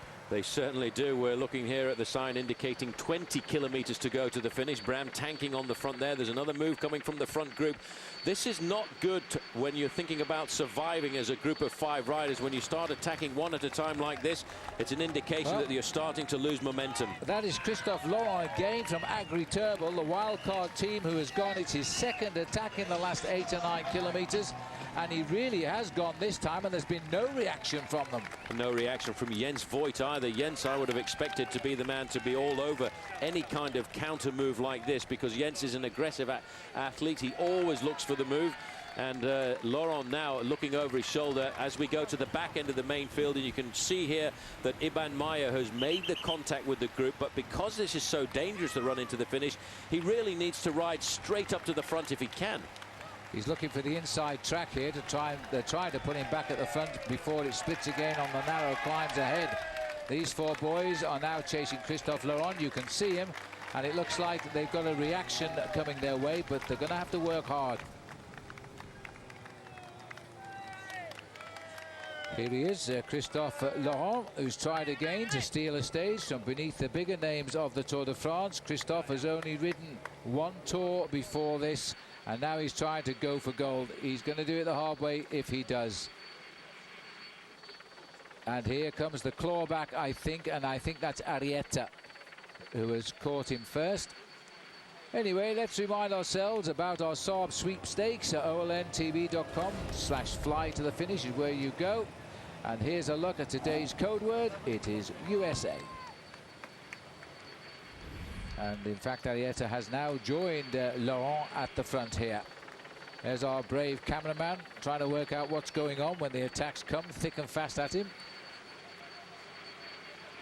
And they're saying now at about 20 kilometers to go, the official gap is, there it is, 1 minute 20 seconds coming through. And Jens Voigt, surprisingly, has now got rid of the other 2, and he's also trying to catch up with the leaders. Now, Voigt is never going to give up trying, because this man simply never does give up trying, as he tries now to bridge the gap. It's going to be a big effort, and it will probably be the end of these 2 here, Pinot and Unai Echeverria. Well, we knew they wouldn't keep Voigt out of the picture too long, but it looks as though Pinot's day is done. It's a 3rd category, it's a 4th category climb anyway, so he's not going to get any points now, but he is the leader already. Well, he doesn't have to worry too much about that, and I think for him the goal of this breakaway this afternoon was to get the lead in that King of the Mountains classification. But the goal of Jens Voigt, Phil, is to just go out and get in the breakaways, try and get himself a few time bonus seconds, and of course try and get himself the win. I have to say Jens is a very popular character, not only with the press, but I think he's probably one of the most popular riders with the professional athletes in this event, and he actually also is their representative at the international. Oh, crash. Another crash. Well, what is going on in the peloton, Paul? But there's Française de Dieu riders. 2 of them are down there. This is it again. This, Phil, is fatigue. This is the day 3 out on the open road. It's the most difficult day for many of the riders. Victor Hugo Peña has gone down. Valverde has gone down too. Ouch. There's the white jersey. Look good. Well, Alejandro Valverde does not look very good at all. Let's see where the crash happened there. Right in the middle, bottom corner. Touch of wheels. I'm not sure it wasn't Valverde who went down there first, actually, Paul. He was the first man down. He went down very hard, and it was right up at the front end of the main field. Oh, this looks like it could be a collarbone. Oh, no. Well, this man was one of the big stars. He was even tipped to win today. This is going to be very sad news. The pictures, of course, also live in Spain, and they will be beside themselves. Alejandro Valverde, the man who beat Lance Armstrong to the top of the Alps in Courchevel last year, and then retired with a damaged knee, but said he would come back and ride a great tour. And it doesn't look good. It was Valverde, Paul, who went down first. Went down first, went down very hard. Riding sensibly at the front of the main field in 25th to 30th position. He went down so hard, and I think the hopes of Spain will have taken a little bit of a dive this afternoon, because the doctor, Gerard Porte, is up alongside him there trying to see whether or not this man can get up and ride again. It doesn't look good, though. No, Gerard Porte, the doctor here, is now going to have a look at his collarbone and just see. But if they possibly can ride on, the doctors will allow them to go and check them on the road before they make a final decision. Of course, if they say you can't go on, that's it. You have to withdraw, but I don't like the look on Gerard's face here. It's almost as if he's looking for his car to call up the ambulance. Well, that's a sad day for the Spanish fans to see that move go down like that. Poor old Alejandro Valverde. A lot of people were starting to tip him, Phil, as a favourite to win the Tour de France overall. He, for me, was a big favourite this afternoon, not only to take the stage, but possibly take the leader's yellow jersey as well, because he was only 16 seconds off the overall lead. It's very, very sad. What a sad day it's been today for the big boys. Well, Alejandro Valverde obviously will keep right on top of that as we get it from the race course. But Valverde appearing at the moment to have damaged his right clavicule or collarbone as the race continues on towards the finish, and we are running out of time. Will we catch 3 riders out front or not? We'll take yet another break. Back soon. Back with the riders here as we continue in the Tour de France, and look at this now, the riders, the Scottish flag flying there. Well, that'll be for David Miller, I suspect, one of only 2 British riders in the race as they continue. This is the saddest sight of the day, I'm afraid. It's Alejandro Valverde, suspected broken right collarbone, and is out of the Tour de France. The man who was a real big favourite. You never know, do you, what lies just around the corner in a Tour de France here. The breakaway is split. Arietta at the moment is on his own up front, chased by Christophe Laurent. Jens Voigt is cracked as well. They're all being closed in by this breakaway group now, which is trying to get something going. Here is the polka dot leader's jersey here now. This is David de la Fuente. He's lost his lead today, remember, but he's still looking to try and keep himself in this. He's been proving to be an extremely popular rider, waving at the camera there. But it looks as though he's also in a spot of bother now on this climb. There's a Dutch flag from the town of Zwolle. Well, the empty road now, this is the debris on the climb. This one's done the damage, the legs, and the heat has finally given up here. As we watch riders in, the one lone leader now is Jose Luis Arietta. He's going for it, and he's dropped everybody from that lead group, and he still has just an outside chance of success here. Arietta is the most experienced rider, along with Voigt in the breakaway. This is 7th Tour de France. Well, he turned professional back in 1993, and as far as I can remember, he's only ever won a single race, and that was a race in the Tour of the Asturias region of Spain, and that was way back in 2002 when he was riding for Banesto. Well, right now, if he can just conquer what will seem like a mountain now, that's the climb of the Coburg, then he'll have a 2-kilometer race for the line at the top, and that would be an incredible result for him, but it's not over by any means yet. Here comes the field. Big names out today, all with injuries, all suspected broken collarbones. Alejandro Valverde, Eric Decker and Fred Rodriguez. Expensive day for the sport, with a lot of these riders really trying to ride at the front end of the main field. Day 3, day 4 is always very dangerous, especially as riders start to get that first feeling of fatigue. After that, you just the same tiredness all of the time. But what happens on day 3 and 4 is your reactions start to slow down, and I'm sure that's what happened to Valverde. So as we're looking here at Jose Luis Arrieta, he hasn't won a bike race since May 2002, and this could be his big day. It's not all over yet for him, but it is for this man, Alejandro Valverde, the first big favourite to lead the Tour de France, sadly in the ambulance. That really is bad luck. We'll be back.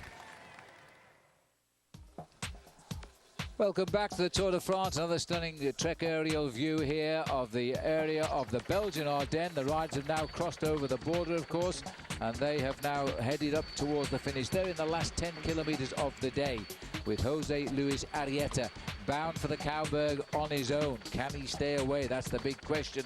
Just over a minute and a quarter, his advantage at the minute. There's the main field in very angry mood now, getting smaller by the minute because 3 names out of the Tour today, all with broken collarbones suspected. Well, this is the situation as we get under the 10-kilometre banner. This is the leader who hasn't won a race since 2002. Now beginning to think, can he do this one and get the greatest moment in his career? He's finished the Tour de France every time he's ridden except once, when in 1998 he abandoned on stage 15, and he's now attempting it for the 7th time. And in Holland, they don't matter if it's a Spanish rider on a French team, they will cheer him all the way home. They just love a winner. This is the big cycling nation. Well, this man is racing to the Cauberg. It is a nasty 3rd category climb, 2 kilometres from the finish. Here's Frankie Andreu on it. Today is the 4th day of the Tour de France, and it's possible we could see another change in the yellow jersey. I'm standing here on the Cauberg climb, which is the final climb in today's race. This race goes over some of the same routes that's used in the World Cup races, such as Amstel Gold and Liège-Bastogne-Liège. This climb, which only comes 2 kilometers from the finish, is not that long. It's only 800 meters long, but it's very steep and very hard. At the bottom, watch for multiple teams to be leading out their leaders to make sure that their GC guys are in great position to try to attack over the top of this. At the top of the climb, any rider that might be 2 or 3 seconds off the back of a group could lose 30 to 40 seconds by the finish. It's incredible out here. There are tons of people. They are very excited to see the strongmen attack, because that's the only way they're going to win, is if they can get rid of the sprinters. Thanks, Frankie. Yes, indeed. They're enjoying their day on the Cauberg. We're nearly there. Did you see how many people are on that climb? Well, there'll be more than ever when we get there. 1:20 the gap. All that remains now of today's stage of the Tour de France is to sweep up the men ahead and to get onto the crowd-lined Cauberg climb, where the riders will be deafened by the screams and the shouts, and they're shouting, of course, for a Dutch winner today. But there's a big problem, and his name is Jose Luis Arrieta. And he's holding on to a big chunk of his advantage. It's 1 and 20 seconds. Jens Voigt and Laurent are just about 50 seconds behind him. But this man may well just cause the massive surprise. He's riding very well. He's riding very strongly. He doesn't look like a broken man at all here. He's hugging the side of the road, trying to keep himself out of the wind as much as possible. He knows the course. He knows what's in store for him. He's actually got to hold back a little bit of energy, Phil, because it'll take an awful lot of energy to get his body over the Cauberg. Well, it is a big effort required now. He can't make any more. This is Jerome Pino here, who said, that's me for the day. Well, don't forget to go to the podium, because a polka dot jersey awaits you, Jerome. And he'll do that when he gets to the end, but that's it for the day now. He'll cruise home. He's around about 10 kilometres still to ride, but for these boys, they're picking up Christophe Laurent there. There's Jens Voigt, left picture, so he's gone past as well.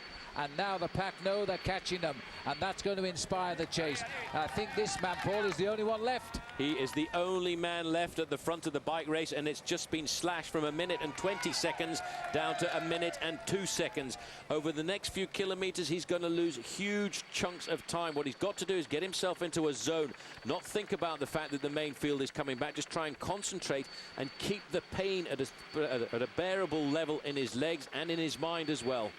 Well, the Cauberg at 800 meters long and still 2 kilometers to go when you get over the top.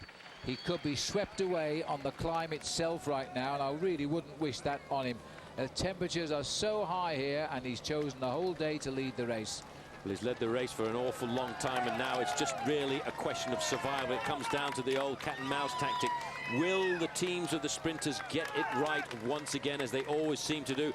Poor old Matthias Kessler yesterday looked like he had race one at 1 kilometre to go, and they snatched him up at 50 metres from the finish line. No mercy. And look at the pace being put on here by Leaky Gas now, because they're hoping to deliver Luca Paolini to the line. He's a little bit more than just a sprinter, Luca Paolini. So that's why this rider here is gritting his teeth and going on. Bogart is just off our picture to the red jersey on the left there. He knows the way up the Coburg better than any man in this bunch. Tom Bonin is over there on the right-hand side as well. He's being piloted to the front by Juan Manuel Garate. You can see him there, the rider in the blue jersey with the orange and red bands on, former champion of Spain. He's trying to keep Boonen at the front. Boonen may well cause a surprise here this afternoon. You know, Boonen, I think, wants the win, because if he gets the win, he could get himself the lead in the yellow jersey competition. And tomorrow, we start in Belgium. Yes, and that's exactly why he wants it so important to Tom today to take yellow tonight and to go to Huy tomorrow for the race start, which then takes us back into France, and there we will stay. But Michael Rogers also is a rider who can ride pretty well in the mountains. He's a time trial specialist. This rider, though, is just sitting there, concentrating, not looking round, just hoping. Well, the rock is starting to appear in his shoulders there. You see the head bouncing about a fraction. I'm not surprised. He's starting to feel the fatigue creep all the way through his body. While he knows behind, these men will show him no mercy at all. They will run him down, right down to the finish. But he's still holding on to 49 seconds advantage with 5 kilometers to go. You know, Gerolsteiner are right up there as well, and that's Levi Leipheimer's team. They're also planning something here. Well, this is Stuart O'Grady, and he seems to have been dropped off the back of the group. Now, that's a bit of a surprise for me, because Stuart O'Grady was high up in the overall classification at the start of the day in 8th place. I've no idea. The camera just cut back to him there. He's behind, and he's going to not feature in the finish today, that's for sure. Now we're in the outskirts of Valkenburg here now, at around 4 kilometres to go. That'll be the 4 kilometre banner. So we are nearly there. We crossed the town. Look at the crowd here. Half of them haven't bothered to go up the Valkenburg, Coburg rather. We'll cross the crowd line here into this town. This is a famous holiday town here in Holland. And then we'll flick up to the climb and grit your teeth and hang on, because these boys are going to rip the race apart now. They are going to rip the race apart at 31 seconds for Jose Luis Arrieta. He's in the town of Valkenburg. Very surely he's going to take a very nasty left-hand turn, and in front of him will be a wall known as the Kauberg, a very famous climb in the sport of professional cycling. Yellow jersey, Thor Hushovd, right up at the front end of the main field. Sort of. He has to fight to stay up there this afternoon to keep in the lead. Here we are, Valkenburg, around the corner, just 2/10 of a kilometre, 2/10 of a mile rather, is the climb of the Kauberg. We'll make the turn, we'll hit it. Well, it's when you get to this stage, yet again, you want to get on that bike and give him a hand, because they deserve the victory, but the boys behind, I'll tell you, here's the sweep, take it wide, Jose Luis, and then start the climb before an enormous crowd right in the distance. Here we go up around those houses, out into the countryside, once over the climb, 2 straight kilometres to the finish. Ouch, and it's really going to hurt. 21 seconds advantage. He's going here through a tunnel of noise, as all of these people want him to succeed. They've been watching this race for about 2.5 hours live on television, and at 3 kilometres to go, they really want this man to win at the top of the Kauberg. It's only 0.8 of a kilometre long. 7.3% is the average gradient, and at the top, there's 2 kilometres to go to the finish. Pulling the cars out like that, Phil, is not a great sign. 14 seconds is the time gap we are getting. 14 seconds. The climb starts around the corner. And Jose Luis Arrieta knows why those cars are leaving him. These are desperate days now for the Spanish cyclists, who really got very close. The climb has started. Here comes the first chase across.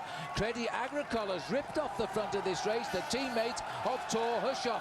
And it wouldn't surprise me if this isn't Sebastian Eno who's trying to reach him. Look at the people that have turned out here in the town of Valkenburg. This is just like a World Championships crowd whenever the Tour de France comes to Holland, and it's been to Holland on 8 separate occasions previously. The crowd turn out to boot, and there is the main field. This man, Phil, sadly is not going to survive. Well, he's on the climb, and if he can just get over the top, he's being reached here. It might be Alexander Botcharov who's made a rush at him here, the Russian rider on Credit Agricole, but his legs have suddenly kicked in. He's coming back. Bogart is looking for the action on the nose now. This is the Tom Bonen. Tom Bonen is third. They've caught him. It's all for the sprint. Tom Bonen, the world champion. A win means yellow for him. He lies third. Oscar Freira's up there in fourth as well, right on the wheel of Tom Bonen. The boogeyman, they call him. Michael Bogart is all over the front, and Philippe Gilbert is right in the action as well at the front of the main field. Look at the faces of these riders, Phil. This climb, it's horrendous at the end of a long stage like this. Matthias Kessler, the hero of yesterday, has really found some strength here as he rips up the Cowberg. But look at the strength of the riders just tagged on behind him there. And I wasn't too sure who. Francois Gilbert, must be Gilbert. Philippe Gilbert, he's got him. This would be a huge result for Belgium if this happens. And Bonen, the Bogart, are trying now to reach them, but they still remember it's 2 kilometres over the top. We've had a puncture down the back. What an unfortunate time to get a flat tyre. And that rider, in fact, Cassar, is Sandy standing. Cassar. Well, when your luck is out, it is out. This boy we thought would ride well in this year's Tour de France. He's a long way down now. He's going to lose massive chunks of time. There is the flag up at the top there. This is a great move by Kessler. He was out on the attack yesterday. Felt that he was robbed, got caught at just 50 metres to go to the finish line, but they'll get themselves organised behind. Michael Bogart will bury himself to try and get himself in a situation where he can give the win to Oscar Freire, who on his own has been 3 times champion of the world. This man, though, Phil, wearing number 24, he deserves to win. He lost it for 50 metres yesterday. Of course he does, but the race don't think like commentators do, and they'll hunt him down if they can. He gets the maximum points over the climb. Sorry about the picture breaker, but there are a few trees around. But Kessler is the man who's trying now to get what he couldn't get yesterday, robbed at 50 metres to go. You know what? Boonen's up there in second place. He's looking very strong. He's got himself over the Cowberg, but now they're getting themselves organised. Team Rabobank want to pull back this one man, Matthias Kessler. He said, I went out on the attack yesterday because I wanted to prove that T-Mobile were in the race. Well, he's inside the last kilometre. There is the kite. He might have timed it right. Well, I think this time Matthias Kessler has timed it right. He found the strength on the day. Kessler robbed yesterday. Sometimes justice has a strange way of working, but I think this time he is going to achieve his win. And he hasn't won a race since April 2004. They've slowed down a fraction at the front end of the main field, and that's all you need inside the last kilometre. Matthias Kessler is gritting his teeth. He's looking for the line, but he won't look back because he won't want to see the main field returning up to him. Look at his face. The power he's trying to generate is maximum. The main field are all over the road behind him, but they seem to have paused just too much. The sprinters started at the back now. The Lampre boys, they're shadow boxing. They've made a mistake. Kessler is going to win this now. Bernardi is opening the run here, but it's all too late. Tom Bonen, if he gets second, he might still get the lead. And Kessler has been in this deja vu situation yesterday, but not today. Matthias Kessler gets the win and deserves it.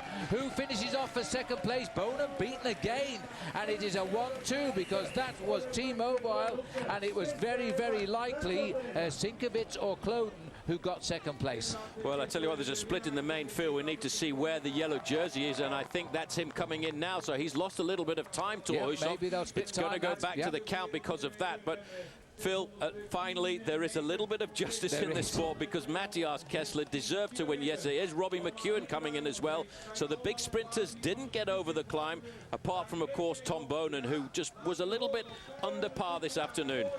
Well, we'll have to wait and see exactly where Tom Bonen finished because he was only 5 seconds behind. I don't know. I think, in fact, Hushoff will keep his leader's yellow jersey. It depends on the time gap. It depends on the gap between that group and the group with Thor Hushoff, because at the start of the day, Tom Bonen was 5 seconds down, but there was definitely a gap in the main field, and we won't have access to that for a couple more minutes. No, that is true. I think he'll probably keep his lead, but it depends if the referees decide to offer a 3 or 4 second gap there between those groups as they came over the line. These are the boys who had had enough by the time they got into Valkenburg, and I can't say I blame them. That was a tough finish.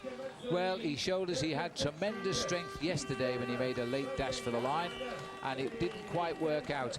I take my hat off him for him to try the same move again, and this time it did work out. Well, he really dug deep there. You could see it all over his face. He really wanted that win, and that gives a little bit of pride, Phil, back to T-Mobile. Well, this man, Stuart O'Grady, I think was actually involved in a crash a little bit earlier on. If we could pull back and see, we may well see what happened to O'Grady out on the course.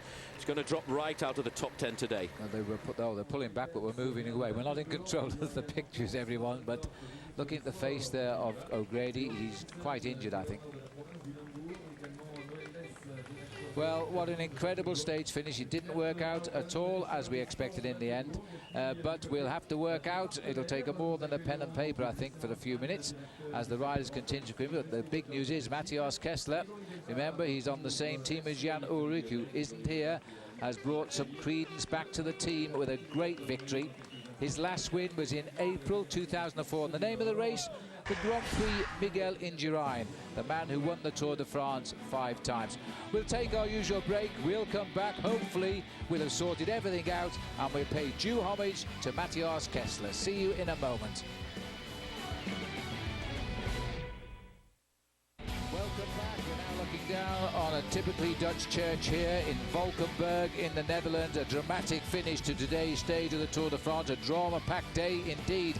Alessandro Valverde, one of the big favourites, crash and out of the Tour de France, while Matthias Kessler, who hasn't won a race since May 2004, gets the win today. And let's have a look at the results first. And here are those stage results. Kessler wins ahead of Michael Rogers. It was, well, I take my hat off, and I'm sorry, Michael, I didn't catch you, because that was a great finish for Michael. I did say in commentary it was a good prospect, though. Daniela Benatti third, Tom Bonen fourth, and Eric Zabel, that man can do anything, even as old as he is, has come up with a fine fifth-place ride today. Bonen just hasn't quite got it right yet, has he?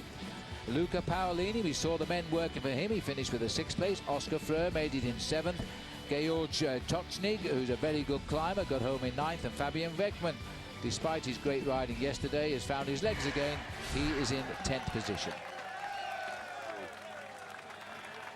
Well, this is the sad side. We've gone further down the climb here, because this is poor old Stuart O'Grady here, as he is now coming home. He's fallen somewhere on the course, we think possibly in the Valverde crash.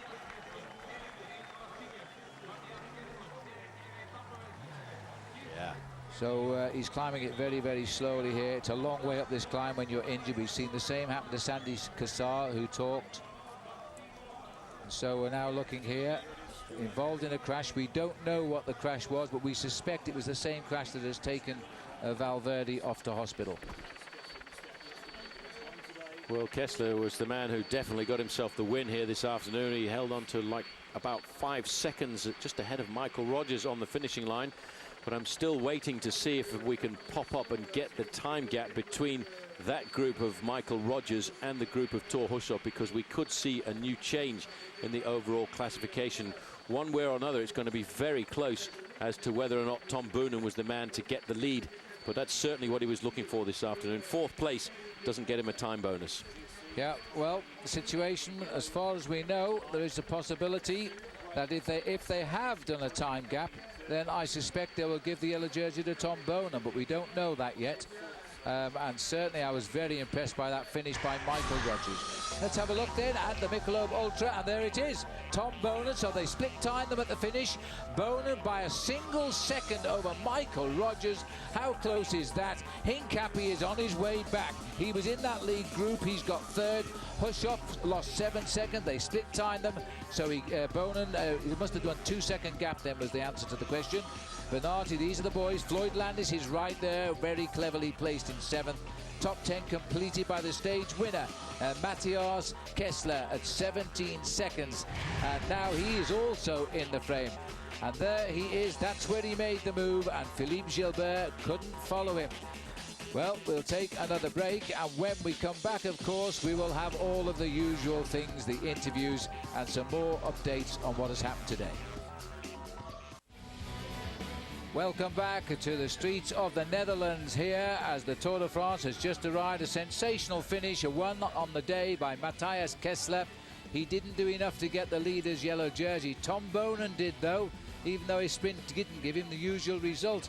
And so he gets to go into Belgium tomorrow, leading this race by 1 second. In fact, he's never before worn the yellow jersey.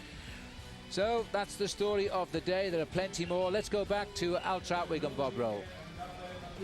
All right, Phil, so another yellow jersey shakeup, and Matthias Kessler of T-Mobile got it 50 meters wrong yesterday. He got it 50 meters right today. It's been a horrible month for Team CSC and for Team Mobile and for Spanish cycling overall, as Alejandro Valverde is out. Another hit for Spain, but Team Mobile salvages a little bit today because of what Kessler was able to do. Great ride by Matthias Kessler, so close on the stage yesterday, but finally he's come up with the goods. A little bit of redemption for the Team Mobile squad after the expulsion of Jan Ulrich from this year's tour. Here he is attacking on the Cowberg. Philippe Gilbert, my pick, trying to go with him. Come on, Philippe. Not quite enough. Matthias Kessler. Yes, that is redemption for the man from Germany on the T-Mobile squad. So here's what happened as far as just this stage is concerned. Matthias Kessler for T-Mobile and Michael Rogers of T-Mobile complete the pink 1-2. Then Bonatti, Tom Boonen almost pulled it off near his home country of Belgium. Not quite. Oscar Ferreira missing by 5 seconds, and then in came a big bunch. What's most interesting today is how the yellow jersey changes as you look at the other finishers in this stage. Cadell Evans, 14th. George Hincapie just 5 seconds back into the 15th spot. And there you see it, Bobby Julich, Carlos Sastre, and Cyril Dessel. A couple of crashes today. It looked as though Stuart O'Grady went down in a crash. We lost Eric Decker down in a crash. We lost Freddie Rodriguez of the United States in a crash. But Alejandro Valverde, on the minds of some, thinking that he could win this Tour de France. Bang, over. Absolutely, just as quickly as that. We saw him in line, surrounded by his teammates, and then moments later, you can see about the bottom of the screen, but only 30 or 4 riders back. Valverde is in the white jersey there, goes down second or third, and is out of the Tour. Broken collarbone and abandoned. Hard luck. That is the nature of the Tour de France and why it's so special to win. So major attrition in the heat today, some of it because of the heat and some of it because of the crashes, and those crashes could have been because of the heat with a lack of concentration in a long hot stage like this. We'll check out a change at the yellow jersey status here in this 2006 Tour de France. Stay with us, we're back on OLN after this. Valkenburg, the Netherlands, the finish line for today's stage 3, and we've already had 3 different men wear the yellow jersey as it changes hands today as a result of what Matthias Kessler of T-Mobile was able to do, holding on to win by about 15 feet as T-Mobile gets a chance to smile, and this is a team that could use a little bit of that. Kessler nearly won the stage yesterday, still has a little bit of energy left, making a late break on the Cowberg from the Amstel Gold Race and streaking to the finish line. Great result for T-Mobile during a tremendous period of controversy for that squad. And here he is on the podium, getting very deserved accolades. The inflatable podium that makes its way to the finish line each and every day. So the yellow jersey changes hands, and to neighboring Belgium, something to celebrate. Tom Boonen, the man they call Boom Boom, the torpedo Tom Boonen. Great ride. Get the yellow jersey, and his teammate is just a second behind. George Hincapie moving into 3rd place, Hushov down to 4th, and Savadelli into 5th. Daniele Benatti sprinting well, 6th place, and Floyd Landis, another American, in the top 10. He's in 7th on Phonak, just 16 seconds behind our leader, Tom Boonen. Now, Matthias Kessler, as you saw in the classification for the yellow jersey presented by Michelob Ultra, vaults himself to 17 seconds within the lead for the yellow jersey. Is he a player in the overall race? We'll see as time goes on. Perhaps you're right. On the podium, Tom Boonen getting his yellow jersey. A bit of a consolation prize for Tom Boonen. I'm sure he would rather have won the stage and gotten the jersey, but he was 4th in the sprint, and that was a very, very tough climb. I think such a long, hot day, and it's been a lot of hot days so far in the Tour, so a lot of fatigued riders. And Tom Boonen, by vent of Tor Hushov getting dropped, he moves into their jersey. He was the only one of our sprinters able to stay in the front group.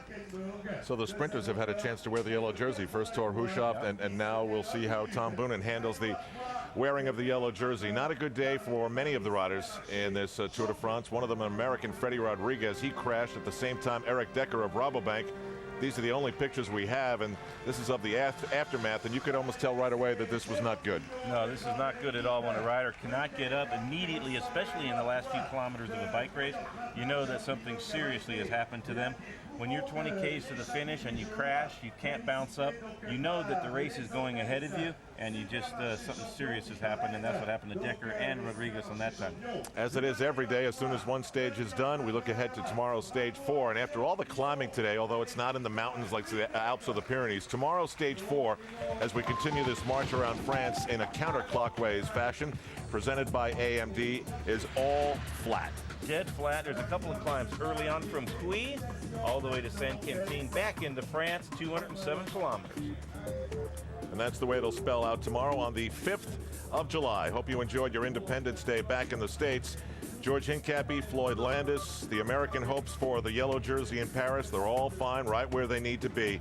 Stage 4 begins live 8:30 a.m. on the East Coast, 5:30 on the West Coast.